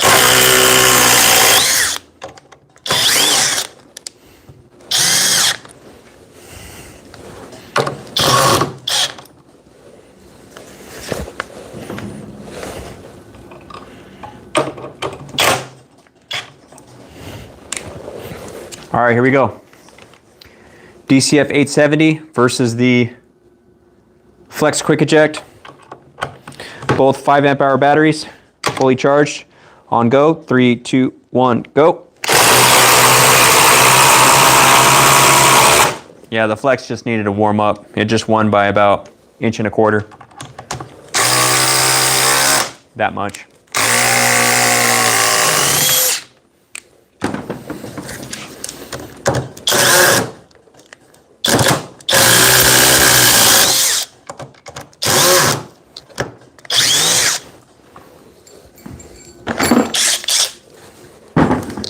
All right, let's try it up against the Milwaukee 5 amp hour battery,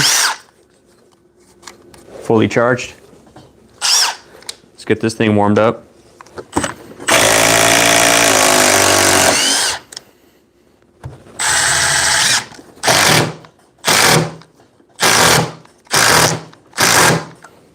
That's weird.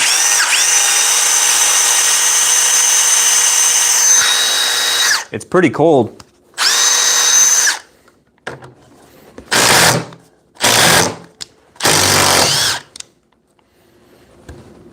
Oh, you know what? It's on it was on the last setting, not speed 3.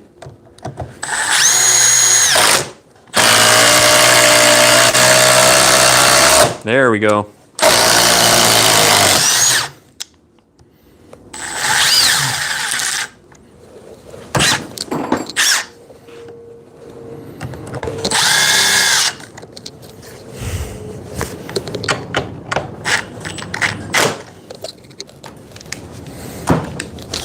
All right, let's go Milwaukee Gen 4 versus DCF870, 5 amp hour batteries.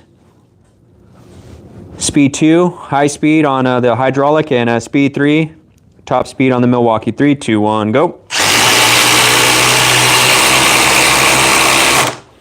1 by about an inch.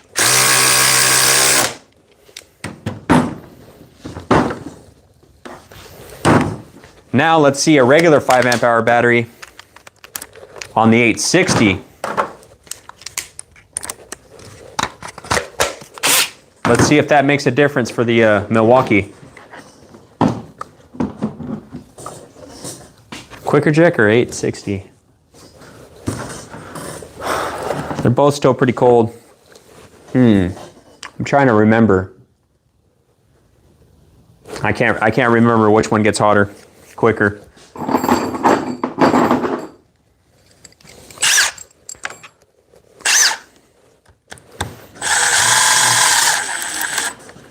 All right, let's go Milwaukee Gen 4 versus DCF860.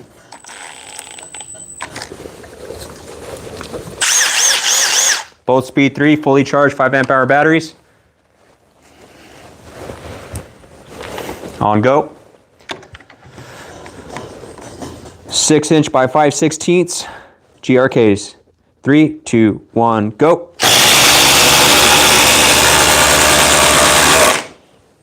Dead tie.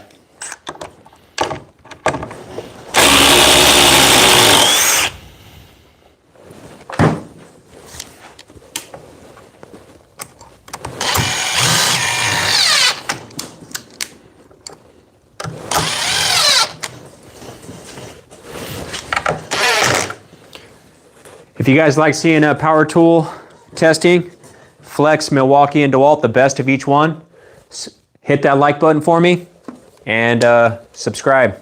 I also talk about electrical things. I'm a state certified electrician. So if you guys got questions about apprenticeships and that kind of stuff, maybe I can be of service. 3, 2, 1, go. Redo.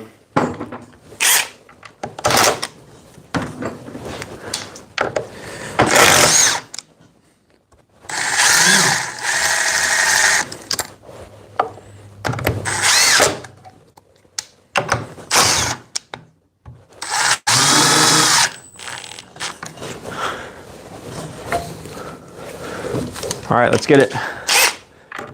On go. Go. Dewalt slightly won by about eighth of an inch. That much. 3, 2, 1, go.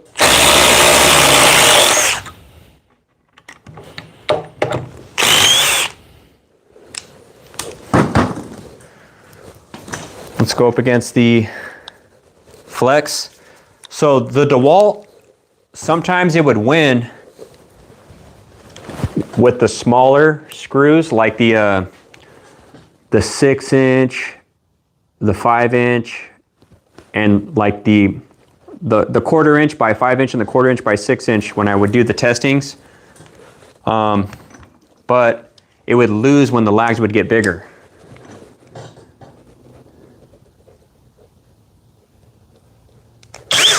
Speed 3 is the higher speed, that's why I say it. Yep, Kansas measure, yep.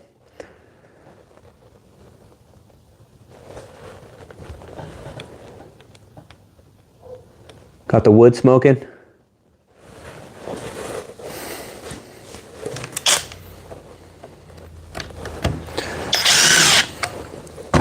All right, let's go Flex.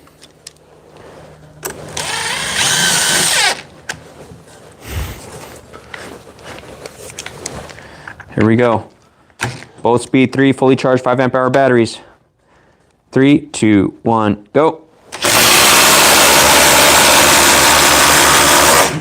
Yeah, the Dewalt won by a 1/2 inch. This much right here.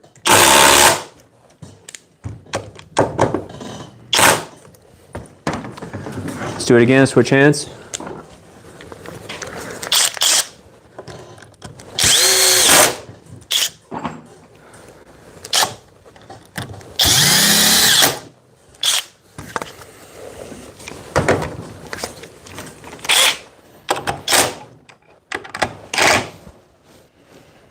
On go.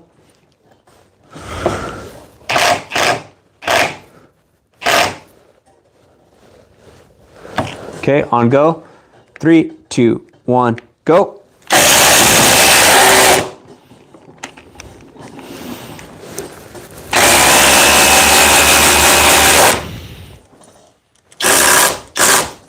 Dewalt won by 1/4 inch. So they'll win. They'll win on the smaller stuff, the 5/16, you know, the 1/4 inch stuff, but they lose. They lose when it comes to bigger lags.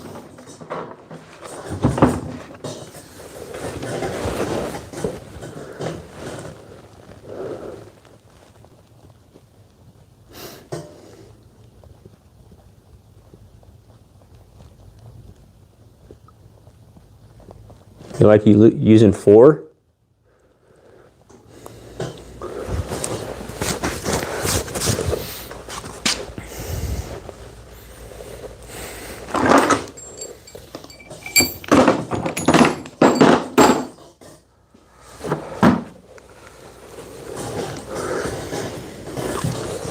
If you guys are just tuning in, we were checking out the 870, and it does a really good job at being quiet. It's very practical. You know, this is what it looks like with the 1.7 power stack.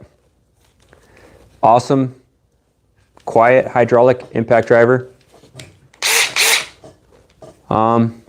Cheapest price right now is probably like 150 bucks, unless you can, you know, talk to your power tool distributor and try to get it lower. But I think Home Depot is probably selling it for about 150 to 200. Fasteners got it on sale for 150. Budsville says smack the like button. Yep, that helps YouTube know that you like watching this kind of stuff. So yeah, this 870's, it's been awesome. From my experience, it's real quiet. Dewalt quality has dropped in my opinion. I guess you would have to explain in what aspect, like if you were saying the 887 was a higher quality and then the 860 is not as good as quality. Because to me, every impact that's come out, even though it's been marginally better, they've all been better. So what do you mean quality as far as like 30 years ago? So speed and power is always a trade-off. Only when one is worse in both categories, the other is superior, eh? That's a good point. That's a good point. Speed and power. Yeah, you know, I think the Dewalt is more speed. The 860 and the, if you're talking about the Milwaukee and the Flex, I don't know, they're pretty well balanced, but they can also handle higher torque.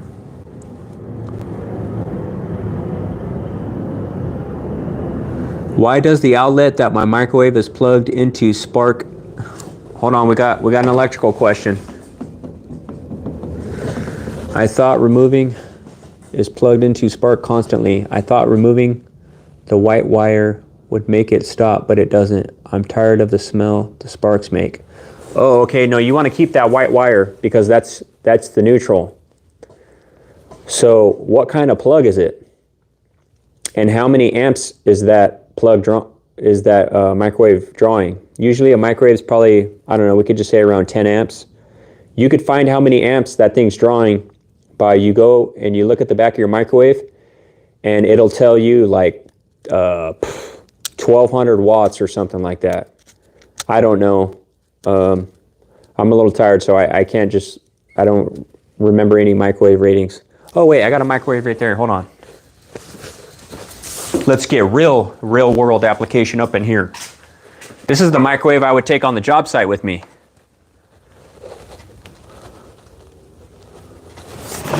So this is a 120 volt. Let me get this down.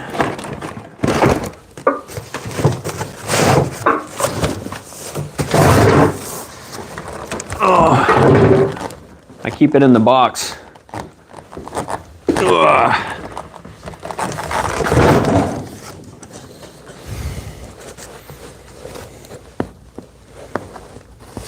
So here we go.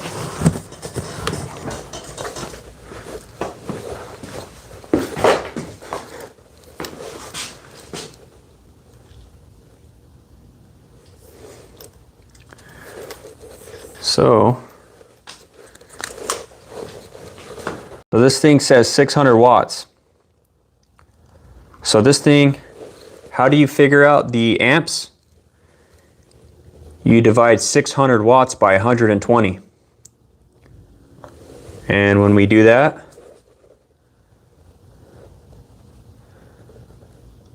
so we take 600. I'm doing it on my watch. 600 divided by 120 equals 5.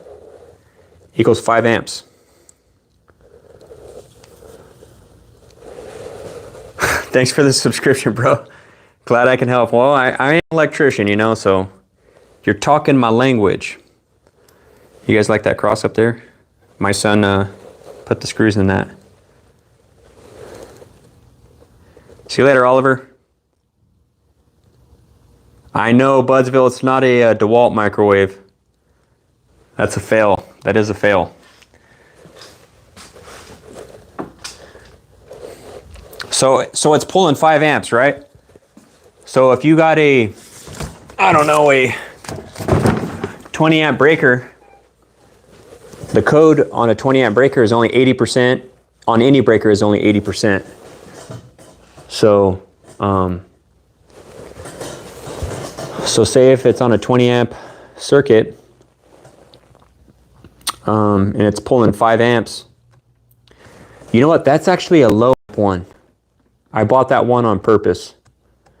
Your microwave is probably pulling a bit more than that.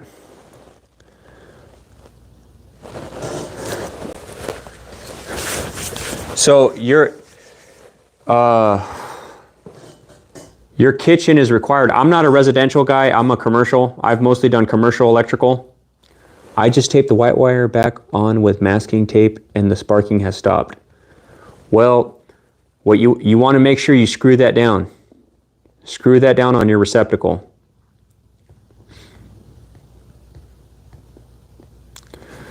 So let's see. I think the code in a kitchen is you need to have 2.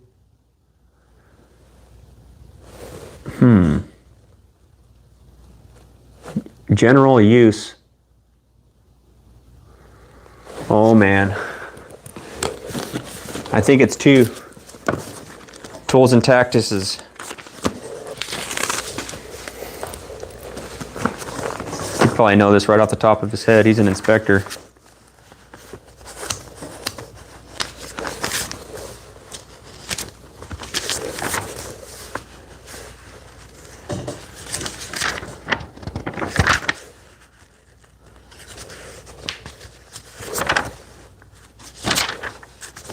Anyhow, so it depends on how much your how many amps your branch circuit's drawing. If it's your receptacle, you probably need to get a new receptacle. If it's an old receptacle, just get a new one. They're like $2 at Home Depot.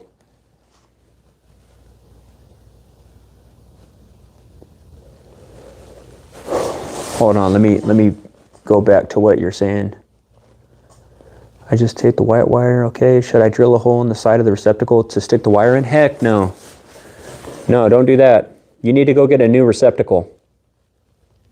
Go get a brand new receptacle.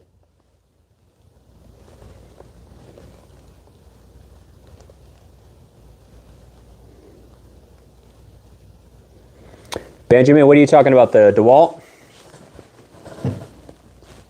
Oh, the DCD100? Yeah, I had to upgrade to a dual 15 amp breaker for a few things and a 30 amp breaker to handle a window unit for a floor unit and the microwave in the RV just so it would pop the breaker all the time.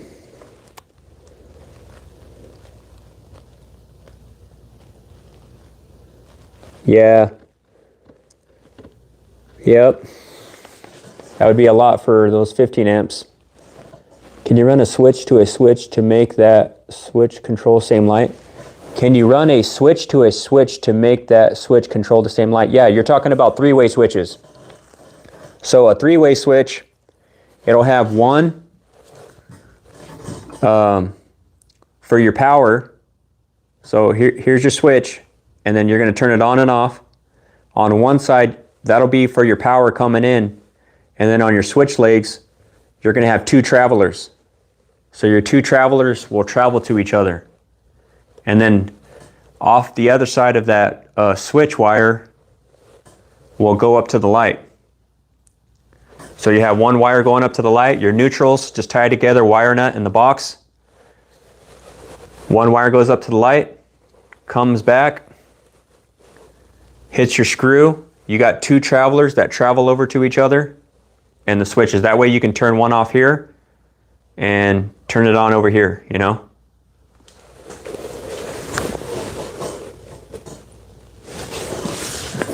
That's how you do that, Pac Fan, Iowa.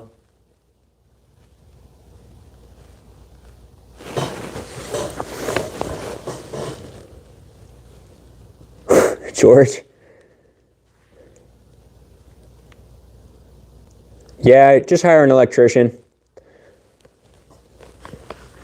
You just need a new receptacle. He'll go do some, tell him to do some amp draws on it.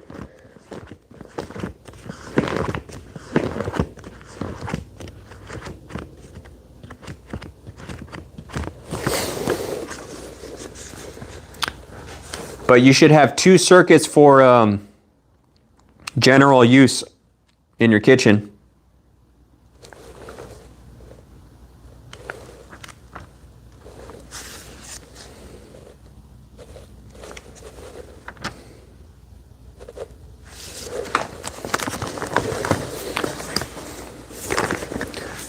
I index everything. That's how you pass your code test. You just go to the index. Go find what you're looking for in the index, and then you go find the answer. Because it's impossible to memorize all this. I mean, you'll remember some tables, like 310.B16, for the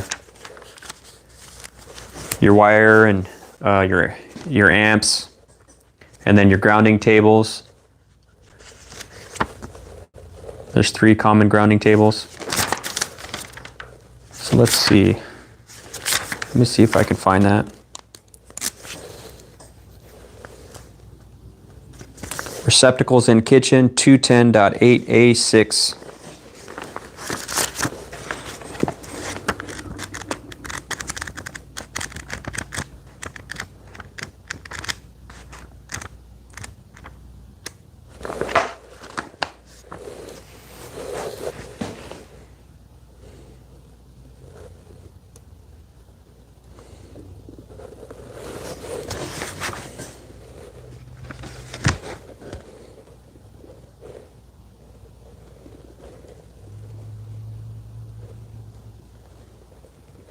Yep, and all your receptacles need to be ground fault circuit protected. That's what this is saying here. Where the receptacles are installed to serve the countertop surfaces. Where's your microwave at? Is it on your countertop? It needs to be a GFI. Those are about 20 bucks. And then we got 210.52. Let's go there.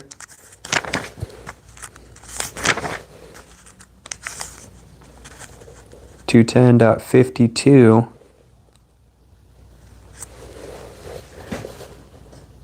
Required outlets, dwelling units, receptacle outlets, general provisions, floor receptacles, countertop and similar work surface receptacle outlets, small appliances, receptacle outlets served in the kitchen, pantry, breakfast room, dining room, or similar area of a dwelling unit. The 2 or more 20 amp small appliance branch circuits required by 210.11c1 shall serve all wall and floor receptacle outlets covered by 210.52a. All countertop outlets covered by 210.52c and receptacle outlets for refrigeration equipment.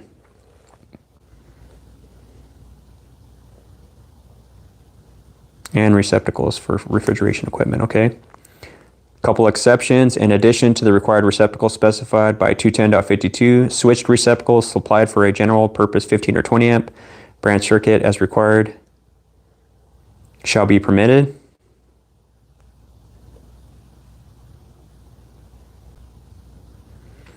In addition to the required receptacles specified in 210.52, a receptacle outlet to serve a specific appliance shall be permitted to be supplied from an individual branch circuit rated 15 amps or greater.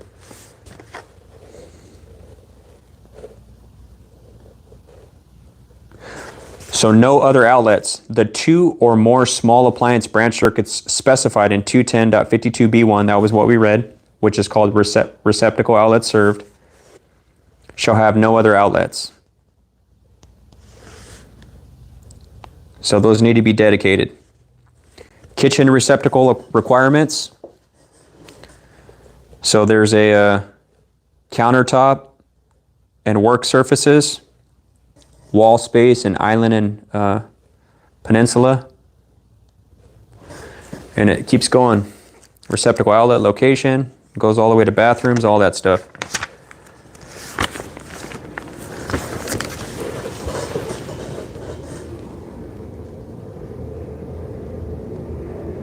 GFI won't fit in the hole? Well, it should. It should fit in there.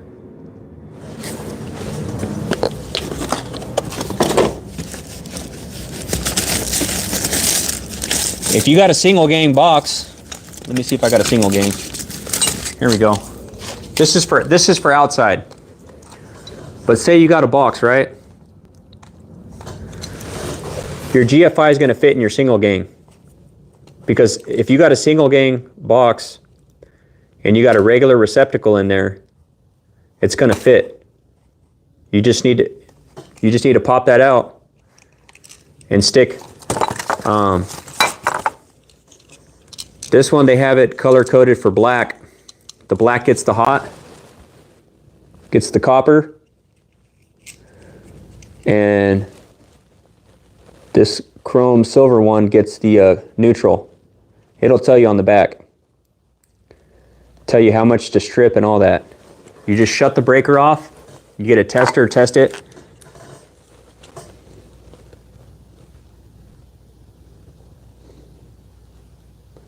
George says just get a countertop microwave, put some brackets, call it a day.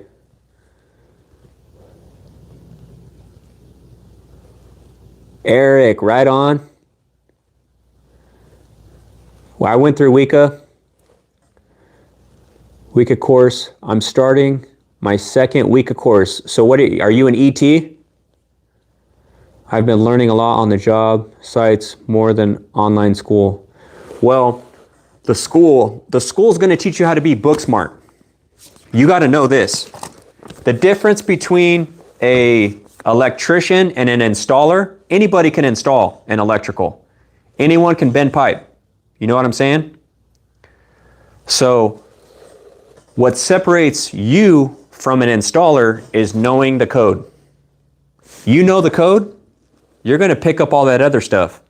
You're going to pick up all that other stuff as far as learning how to bend pipe.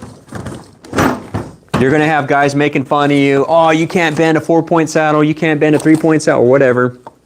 Or your offset sucks. But the trades, you can learn how to do all that manual labor stuff. What separates you from an installer is this makes you an electrician right here. Knowing the code. And then also, you got to put that into action and use your brain and use your body to do a safe install, you know. But you're an apprentice.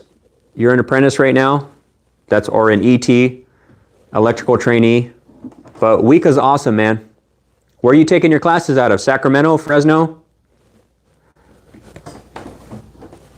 You should try to get indentured.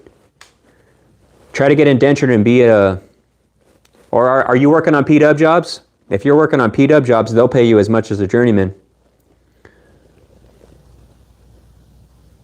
Right on. Who do you take? Lakil?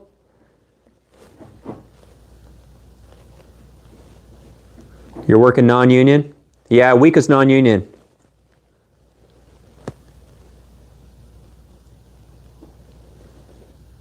Yeah, I didn't have that CR 250. I saw nepotism, favoritism towards people, their friends, and their, family members. I was working a job. I was this is back when I was a 5th-year apprentice, and the owner's son was a first or a 2nd-year apprentice, and he was trying to boss me around, and he didn't know what he was doing, And I was just like, it just sucks when you work for a company and they show favoritism, or in that case, nepotism, where they're not treating people fair. It's, but then I got to ask myself too, okay, I have a son, and how would I treat him? Well, if I genuinely love my son, I would want him to learn to get in the trenches and go learn the hard way just the way I did. So it just sucks when you work for places and they show favoritism like that. The good thing about the trades is if they mistreat you, they don't treat you right, get your tools, grab up all your tools, say, nice working for you, I appreciate the opportunity, but if your foreman's mistreating you, tell your superintendent, hey, can I go work somewhere else? I've done that. And you keep using the code book. Maybe right now you might be working for someone who mistreats you or doesn't show you stuff. They're scared you're going to take their job or something, which there's people out there like that. It's crazy. I've had foremans like that where they wouldn't let me touch a panel. And I'm like, are you serious? It's just because they want the easy job. They want you to go out there and go bend all the pipe and do all the roughing and all the MC, do the underground, and they just want to wire up the panel. So, I've worked for people like that, and I just end up working for someone else. If you know the skill, if you know the electrical skill or the HVAC skill or the plumbing skill, whatever the case is, carpentry, masonry, you can take that skill and go somewhere else where they're going to appreciate you.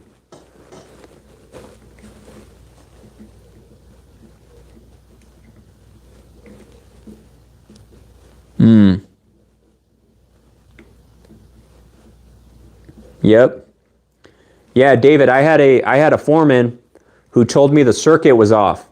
He's like, go make that box up, go make that box up. And it was in a tight spot. So I had to get up in this tight spot. I was on an 8-foot ladder, and the wires were all hanging out of the box, and I needed to make them all up. And we had like an in and out and another in and out. So I was making up the box, and then I cut the wire, and it just, my brand new wire strippers hit the side of the box and just sparked everywhere. Boom. And I was like, whoa. I went and told him, I said, dude, you said that breaker was off, and I went and made it up, and it blew up my wire strippers. And then he's all, got him, and he just walked off. So I was just like, wow. All right. So I didn't work with that guy for too long. And it's always good to just double check yourself. Just like David was talking about.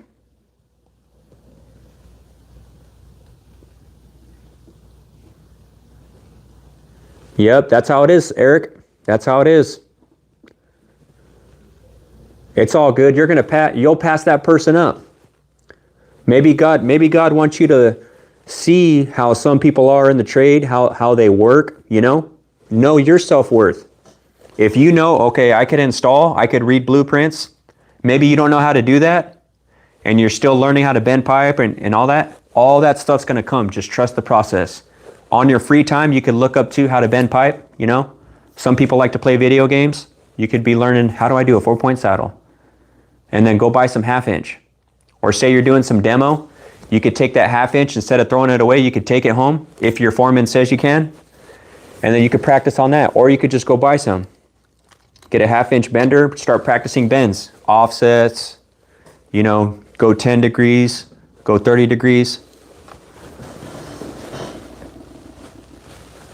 Bill said I would have quit right then and there. Yeah, sometimes you got to. Sometimes you got to go somewhere else.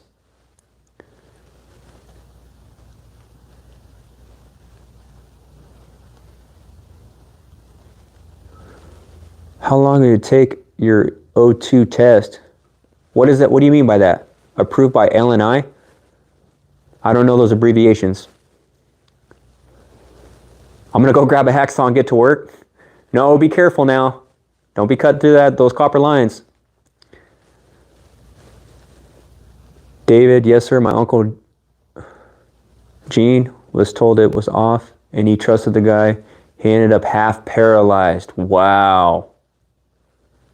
It almost took 2 years to get full functions back. Wish he never went through that mess. Wow. That's terrible. I'm sorry that happened. Bill says, oh, God bless you, brother. Thank you, man. Thanks, Bill. God bless you too, man. Appreciate it. Yeah, but CR, this will fit in a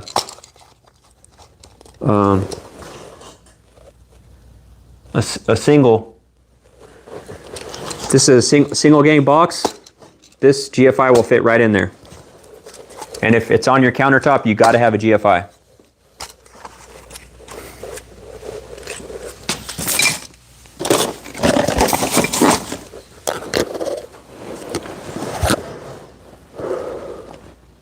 What's up, hi? Well, you know, if you're depressed, man, I'm sorry if you're going through that. I pray to God, man, and God's the only thing that keeps me sane. Jesus Christ. They Sing says O2 in Washington State is residential test. Okay. All right. Labor and industries. Okay.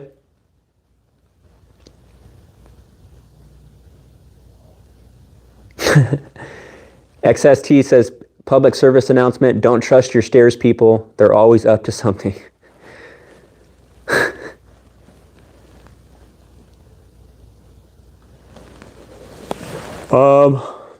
I don't know. The residential test is only for, usually you got to go through a 3-year apprenticeship for the residential wiring.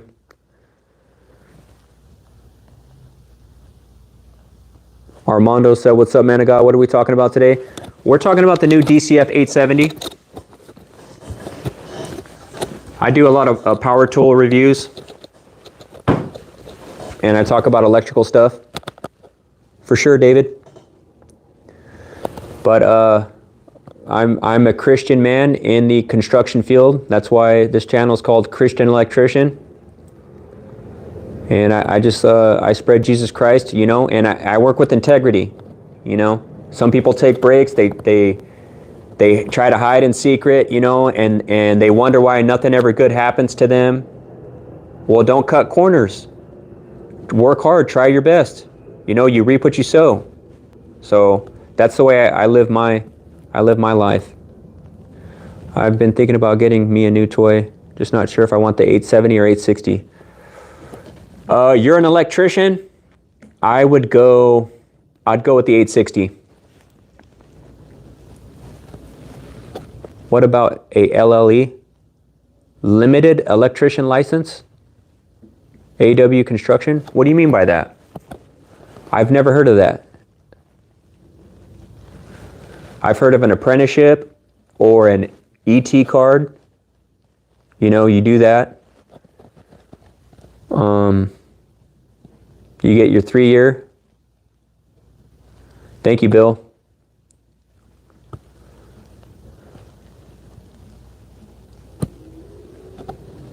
Do you have to be good in math to become an electrician? I do commercial overhead doors.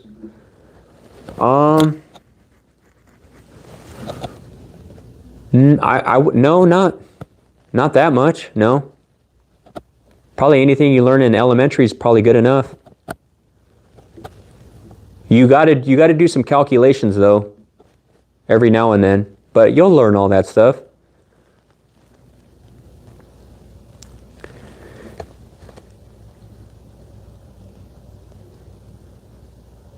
$25,000. Are you talking about an LLC, a limited liability company?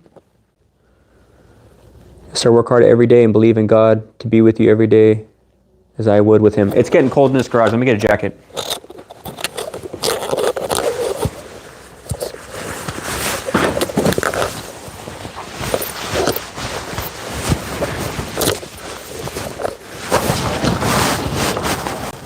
You reap what you sow. Amen to that. Yep. AW Construction. You reap what you sow. You put in the hard work, you're going to get blessed, you know? God put that out there. You reap what you sow. You treat people like crap, you're going to get treated like crap. You steal, you know, you're going to have to deal with the ramifications of being a thief. If you work hard, hard work brings prosperity. That's what it says in Proverbs. I work on 3-phase motors. Right on, David. We got a couple weirdos coming in. No judgment towards them. I'll give you guys a little grace, but if you keep saying weird stuff, I'm going to give you the boot.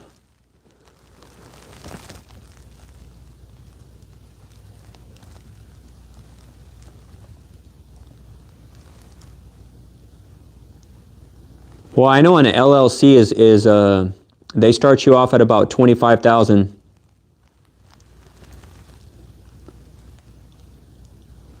LLE, huh? Yeah, you know what? I'm not entirely sure. I haven't heard of that. In California, we call it a C10 license, where you get your electrical contractor's license. You can do what's included in a C7, which I think is low voltage, in a C10.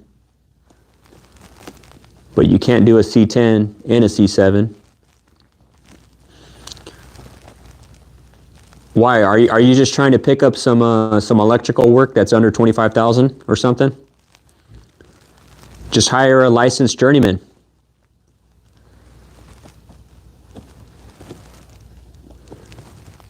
The cross up there? Yeah, my son and we put that together. He put all the screws in it. I probably started one or something. And then we put it up on the wall.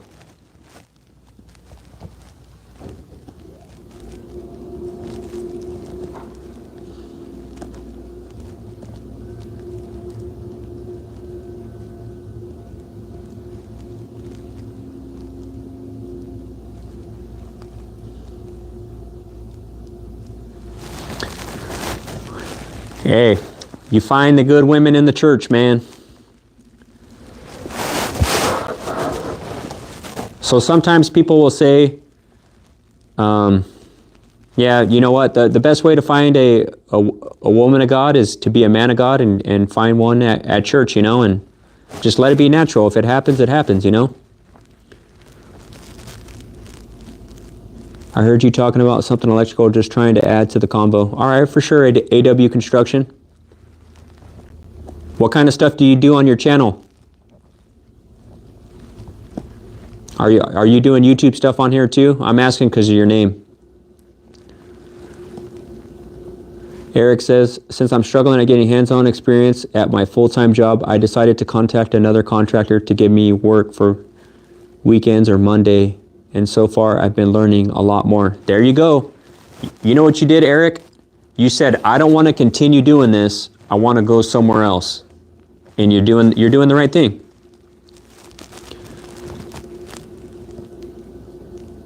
Oh, that's interesting.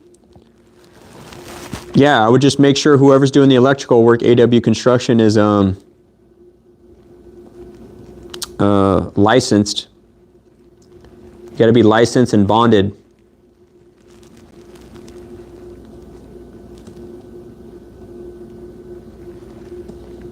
And it's all got to get inspected. All that work needs to be inspected.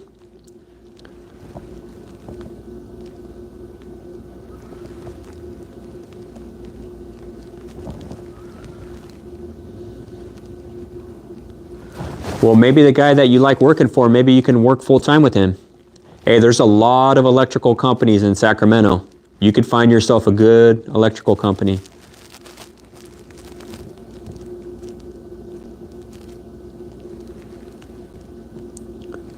Right now I'm framing a house in East Tennessee. We do most everything from the ground up.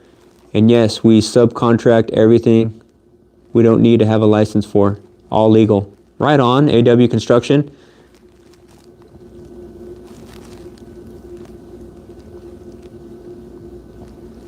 You guys check out AW Construction's channel. You posting videos and stuff on there, AW? Hey, Jesus' dad was a carpenter, so it's not his biological dad, you know. But Eric, he said, I'm tired of getting into a company through Weka, but they all ask for experience. Haha, oh well. Most of them are wanting a journeyman though. Well, I went through Weka's 5-year commercial apprenticeship, and you just got to turn in a bunch of applications if you want to go work for someone else. The first guy I worked for, he was ripping off a bunch of people. The turnover rate was crazy. Supposed to be a Christian guy. But he ended up owing me 13 grand. He wasn't paying my pension. What's up, Christian? God bless you. Thank you. I appreciate it. God bless you too, brother. AW Construction, I do a head camera videos. Oh, right on.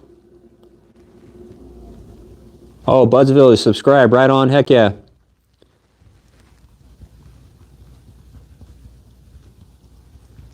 Thanks, AW Construction. Yeah, I'll check out your channel after this. Awesome. We got another sub from Bill Johnson or Jensen. I just subscribed to AW Construction. Right on. That's to be expected, underpaid when you're young and learning. Yeah, but you know what? Because Weka, I was through Weka, they, what is it called? They audited him. They audited him because I was looking at my pension payout and it was way under. And I was like, that's not right. So I asked the payroll, and payroll said, I do everything that the payroll says. So go ask Weka. So I asked Weka, so I had to do back and forth multiple times. And then they said, they contacted me like a month later, and they said they audited him, and they found out he owed me 13 grand, and he has to pay it. So I got it all back. No, it's all good. That's life, you know? Like Job in the Old Testament, he went through a lot of difficult stuff, and you know, it was unfair, but God sees it, and God rewards us back, you know? What they mean for evil, God turns to be good. AW Construction, thank you for the super chat, sir. Hooking it up. The $5. Appreciate it, man. Thank you very much, AW Construction. Merry Christmas as well.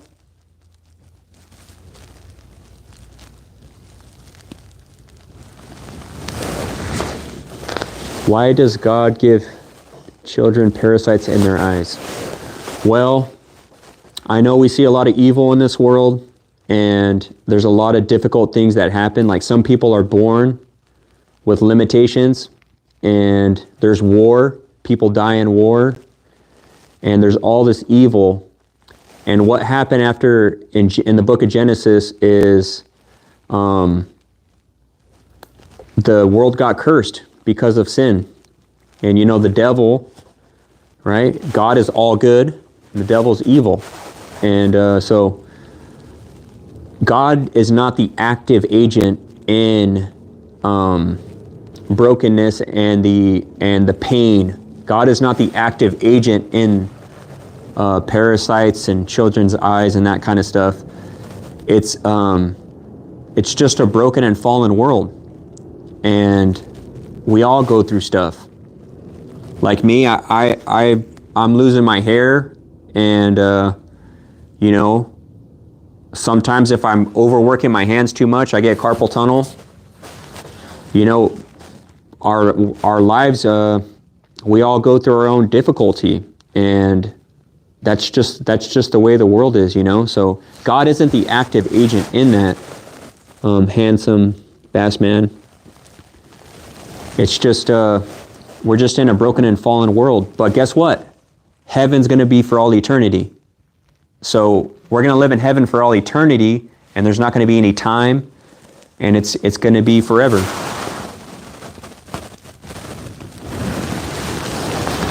Christian said, just got to be grateful. It's just a journey God puts us through to hone our skills and talents. Yep. We go through these tests and trials, and it builds our character.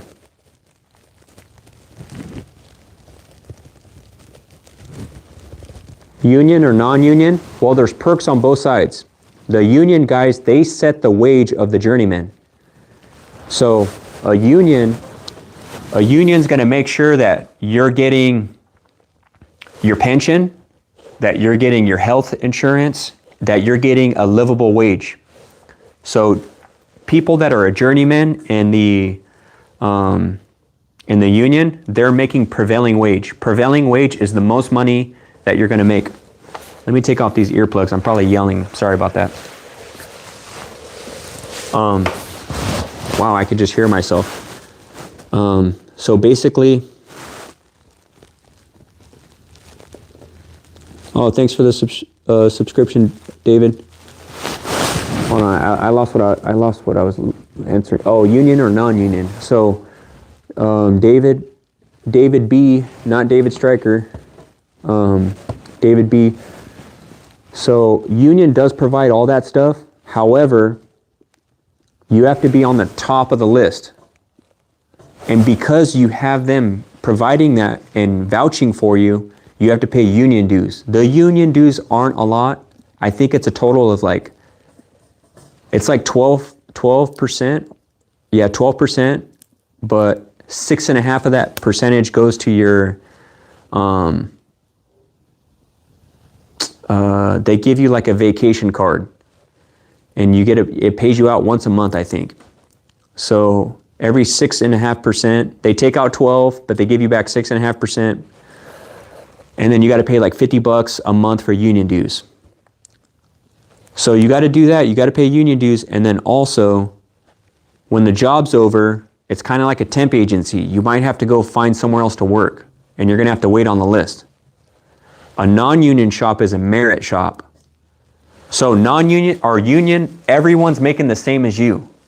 If there's 20 journeymen and they're all working on the same job, they're all making the same amount of money. Unless they got some special thing going on with the boss, which is probably against the rules. So if you're working hard and the guy next to you is not working hard, it doesn't matter. He's making the same amount of money as you. But you do get a pension. You do get health insurance, you know. When the job's over, you got to wait until they find a new job. So it's kind of, some people say it's a glorified temp agency. However, I'm not a union guy. I didn't go through a union. So I'm not the best guy to ask about that. That's just from what I've met with them. I went and talked to them. You know, they've offered me work. I'm not a union guy. But a merit shop, when you're a journeyman, you got to pay for your own health insurance. You got to pay for your own 401k. But you can ask for more money. Like when you get prevailing wage, you could just ask for all the money. You could say, give me the whole check. So instead of making, you know, $75 an hour, in the union, you're going to make 75, and then they're going to take a percentage for your health insurance. They're going to take a percentage for your pension. Then you got to pay your union dues. So then you end up with like taking about anywhere from 40 to $50 home. I'm talking about in California. So, but if you're in a non-union, you could just say, give me the whole check. But then you got to go run and look for prevailing wage work. Because if you're not doing prevailing wage work, which is government work, then you're going to have to settle for like, in the town I'm in, the journeyman rate is like 45 or 47 right now. So it depends. There's pros and cons on both sides. If you're a go-getter, maybe none. I don't know. You could do either or, bro.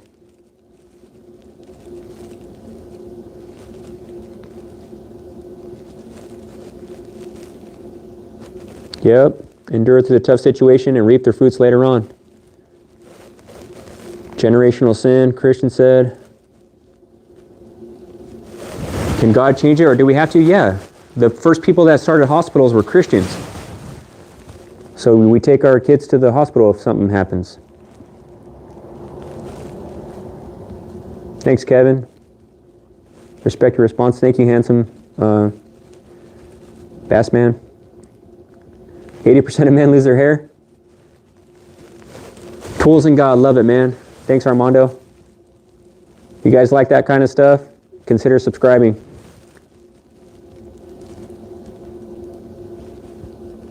Carlos, you look, brother, I'm rocking the comb over hairstyle.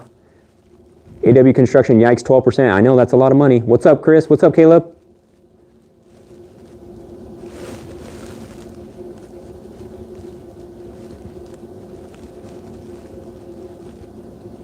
David, I'm a hard-working blue-collar guy. Yeah, most of us are on here. Most people don't go through unions, yeah.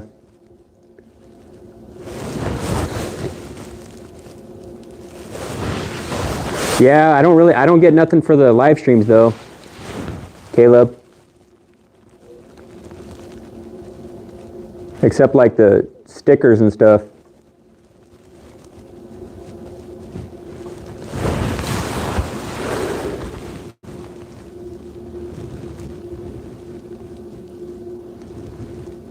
There's a market for concrete.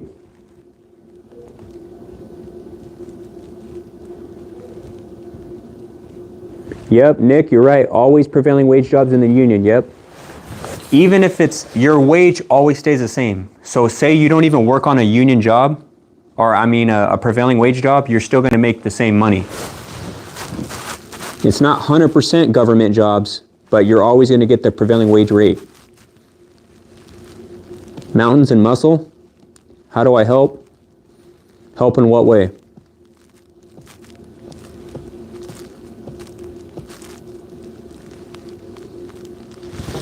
Concrete a yard? Yikes, I don't remember that. I can't tell you off the top of my head.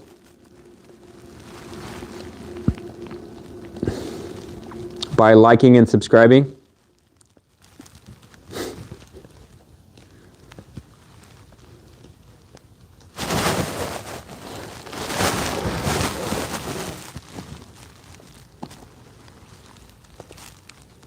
Well, mountains and muscle, they're trying to figure out they're talking about concrete yards. 180 here plus delivery. Well, from what I know is if you want like free, I don't know if the delivery is free, but you know those concrete trucks with the cylindrical tanks that spin, they're about, I think they hold about 11 yards. So, and then those buggies that you can buy, they hold up to about 1.5 yards, I think. Those little tow behind buggies. So they hold up to about 1.5 yards. I've done I know how to finish concrete and stuff like that. I'm not the best, I'm not a masonry guy, but I've done a lot of that with backfill and, you know, pouring concrete pads. And also concrete pads for transformers, switch gears, you know, run our conduits up in there. And we just got a little pad to do, so. Also that for EV chargers. Oh, that's cool, Bill.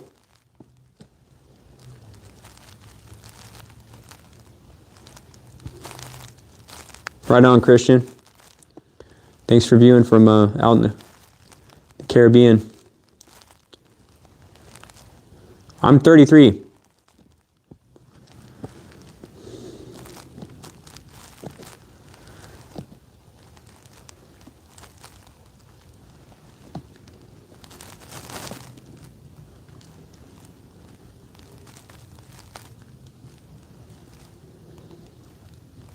Oh, I'm sorry your YouTube channel got hacked. Thank you for the kind words, though, David. I'm still learning how to finish concrete. We do a lot of poured foundation, walls, and small odd stuff. Oh, okay.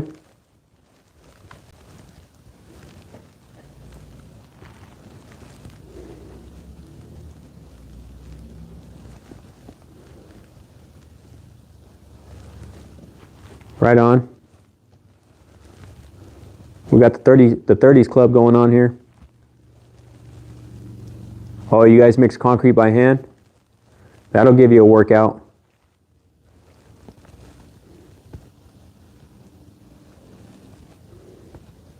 Hey, take it easy now. Respect your elders. I'm just playing around. We're in our prime, man. We got experience, bro.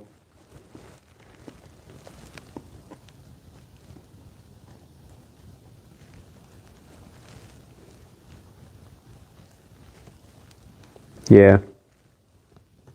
Yeah, it is hard, especially like on the knees too, because you're bending over all the time, so definitely got to have knee pads on. When I was doing a naval base. And it was so many, just miles of concrete, all backfill, everything had to be concrete encased.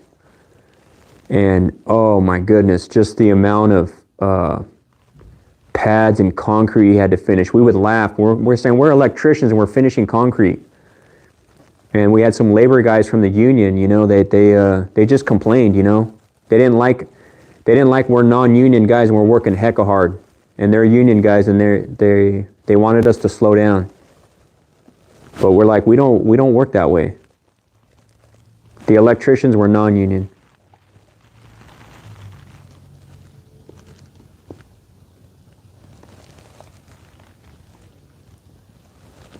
Thank you. I appreciate the kind words, Armando.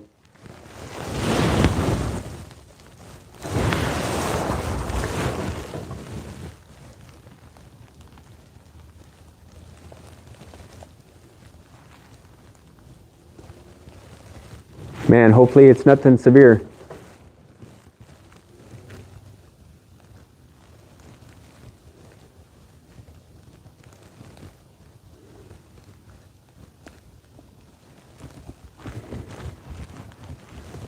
Yeah, that'll give you a workout for sure, Christian. All good, David. All right.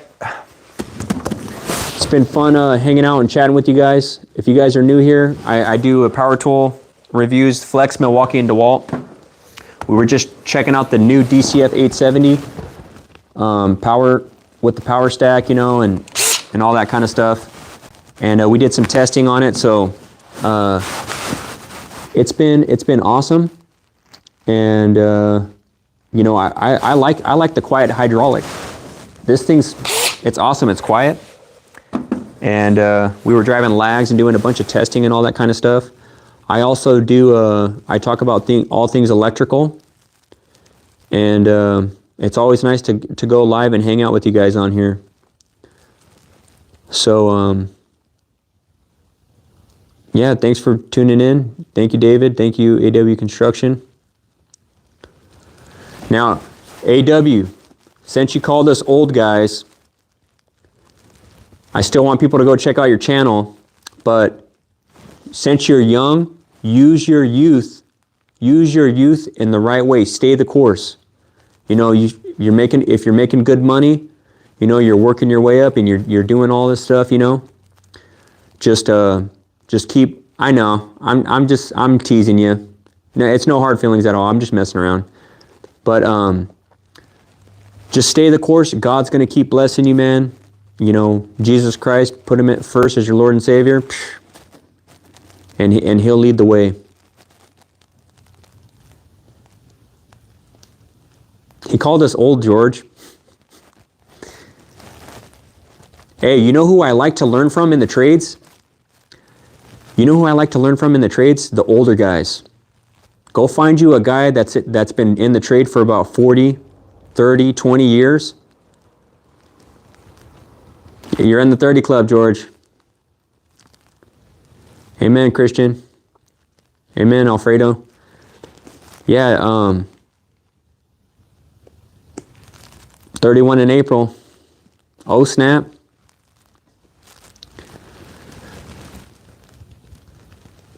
Yeah, what I was trying to say is I like to go talk to the guys that have been working in the trade for 20, 30, 40 years. And they start showing you all the tips and tricks. You know, you used to wire up and do something this way or do that. And then they just show you something that dramatically improves your workflow, you know, because they've been doing it for so long. It's awesome.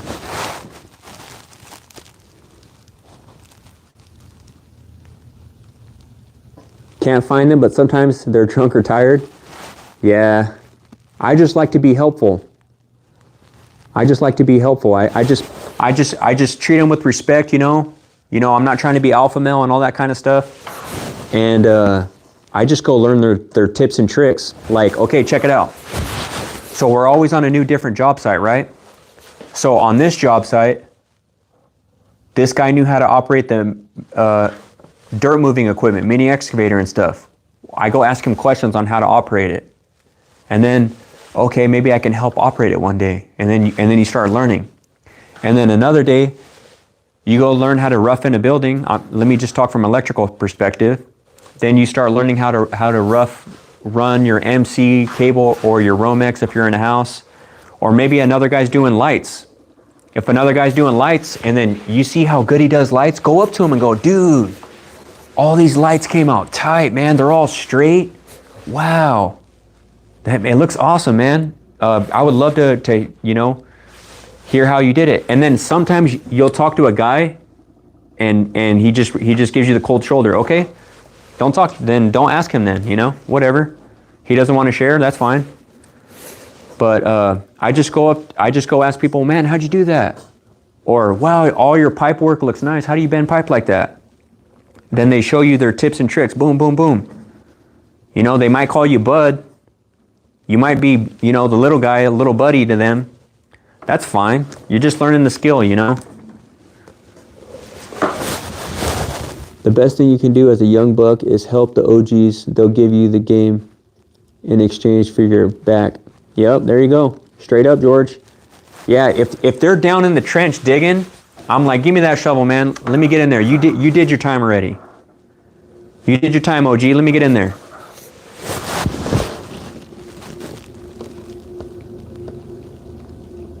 Right on, Christian. I did that for Tyler, how to cut curves with a grinder. Man, I like seeing that on the home renovation shows when they're putting in that nice tile and that nice backsplash. All that stuff, that looks nice, huh? But yeah, I talk to the older guys and I learn their tips and tricks, because they've been in the game for a long time. So sometimes when you hang around everyone your age, then you're all just trying to one up each other. You know what I mean?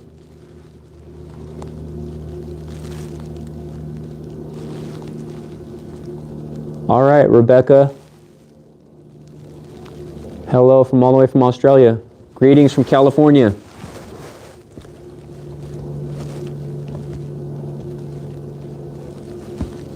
Yep, David. Talking about HVAC.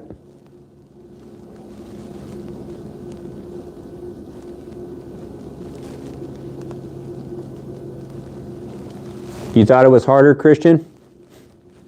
What, did he make it look easier?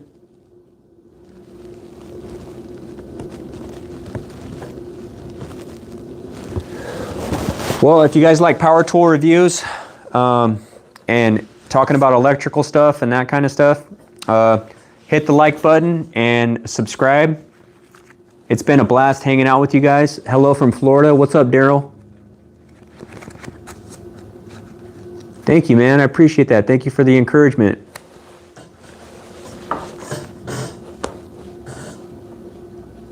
That brings me great joy to hear that that you guys are enjoying it. Am I Mormon? No.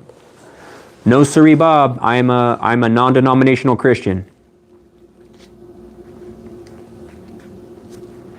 I'm not Mormon, I'm not Jehovah's Witness. I'm just a Bible-believing Christian, non-denominational. Amen. Pete from Florida, welcome.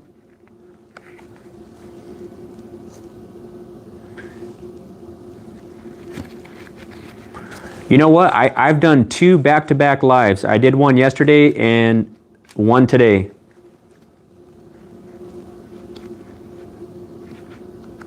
I love Dewalt power tools, even cold weather in Alaska. I don't know. What's up, Daniel? Daniel, we could always meet again if you subscribe. What else was I going to say? Oh, I don't know. I guess I try to at least do once a week. Awesome. Thank you, Daniel. Appreciate that.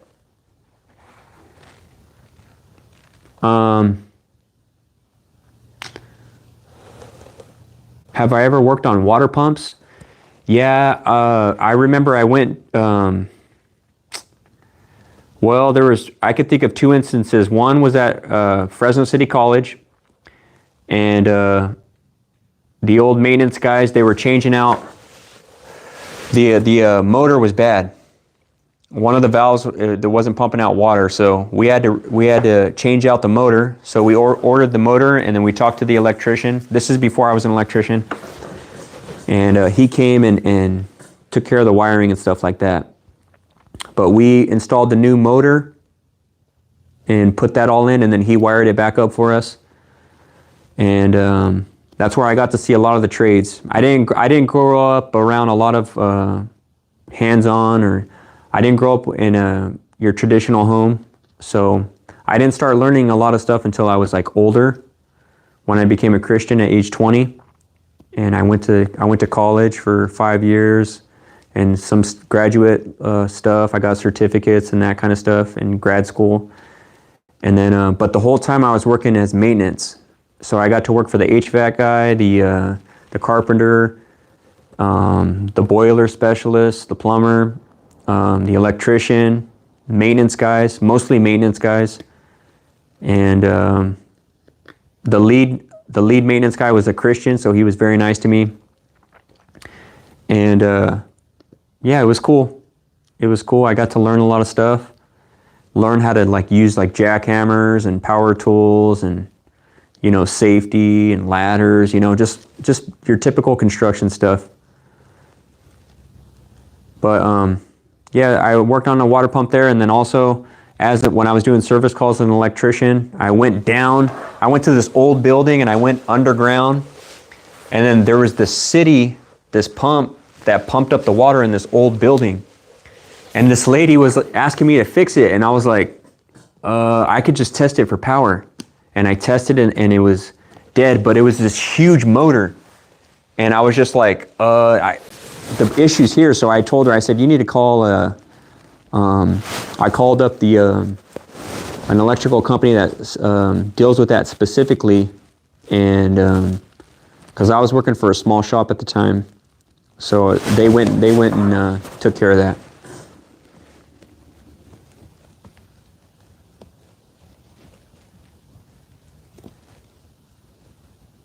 Right on.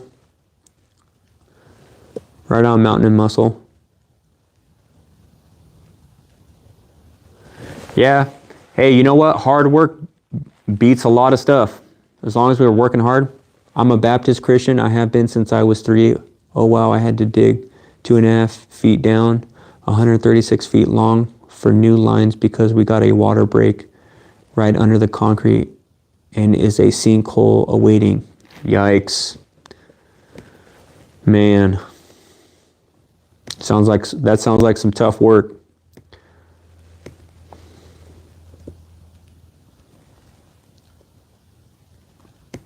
Yeah, I've seen Baptist, I've gone to Mennonite Brethren, I've gone to Baptist, non-denominational, Southern Baptist. I'm just non-denominational. I just hope all Christians are out there making disciples and all that kind of stuff, evangelizing, sharing the gospel.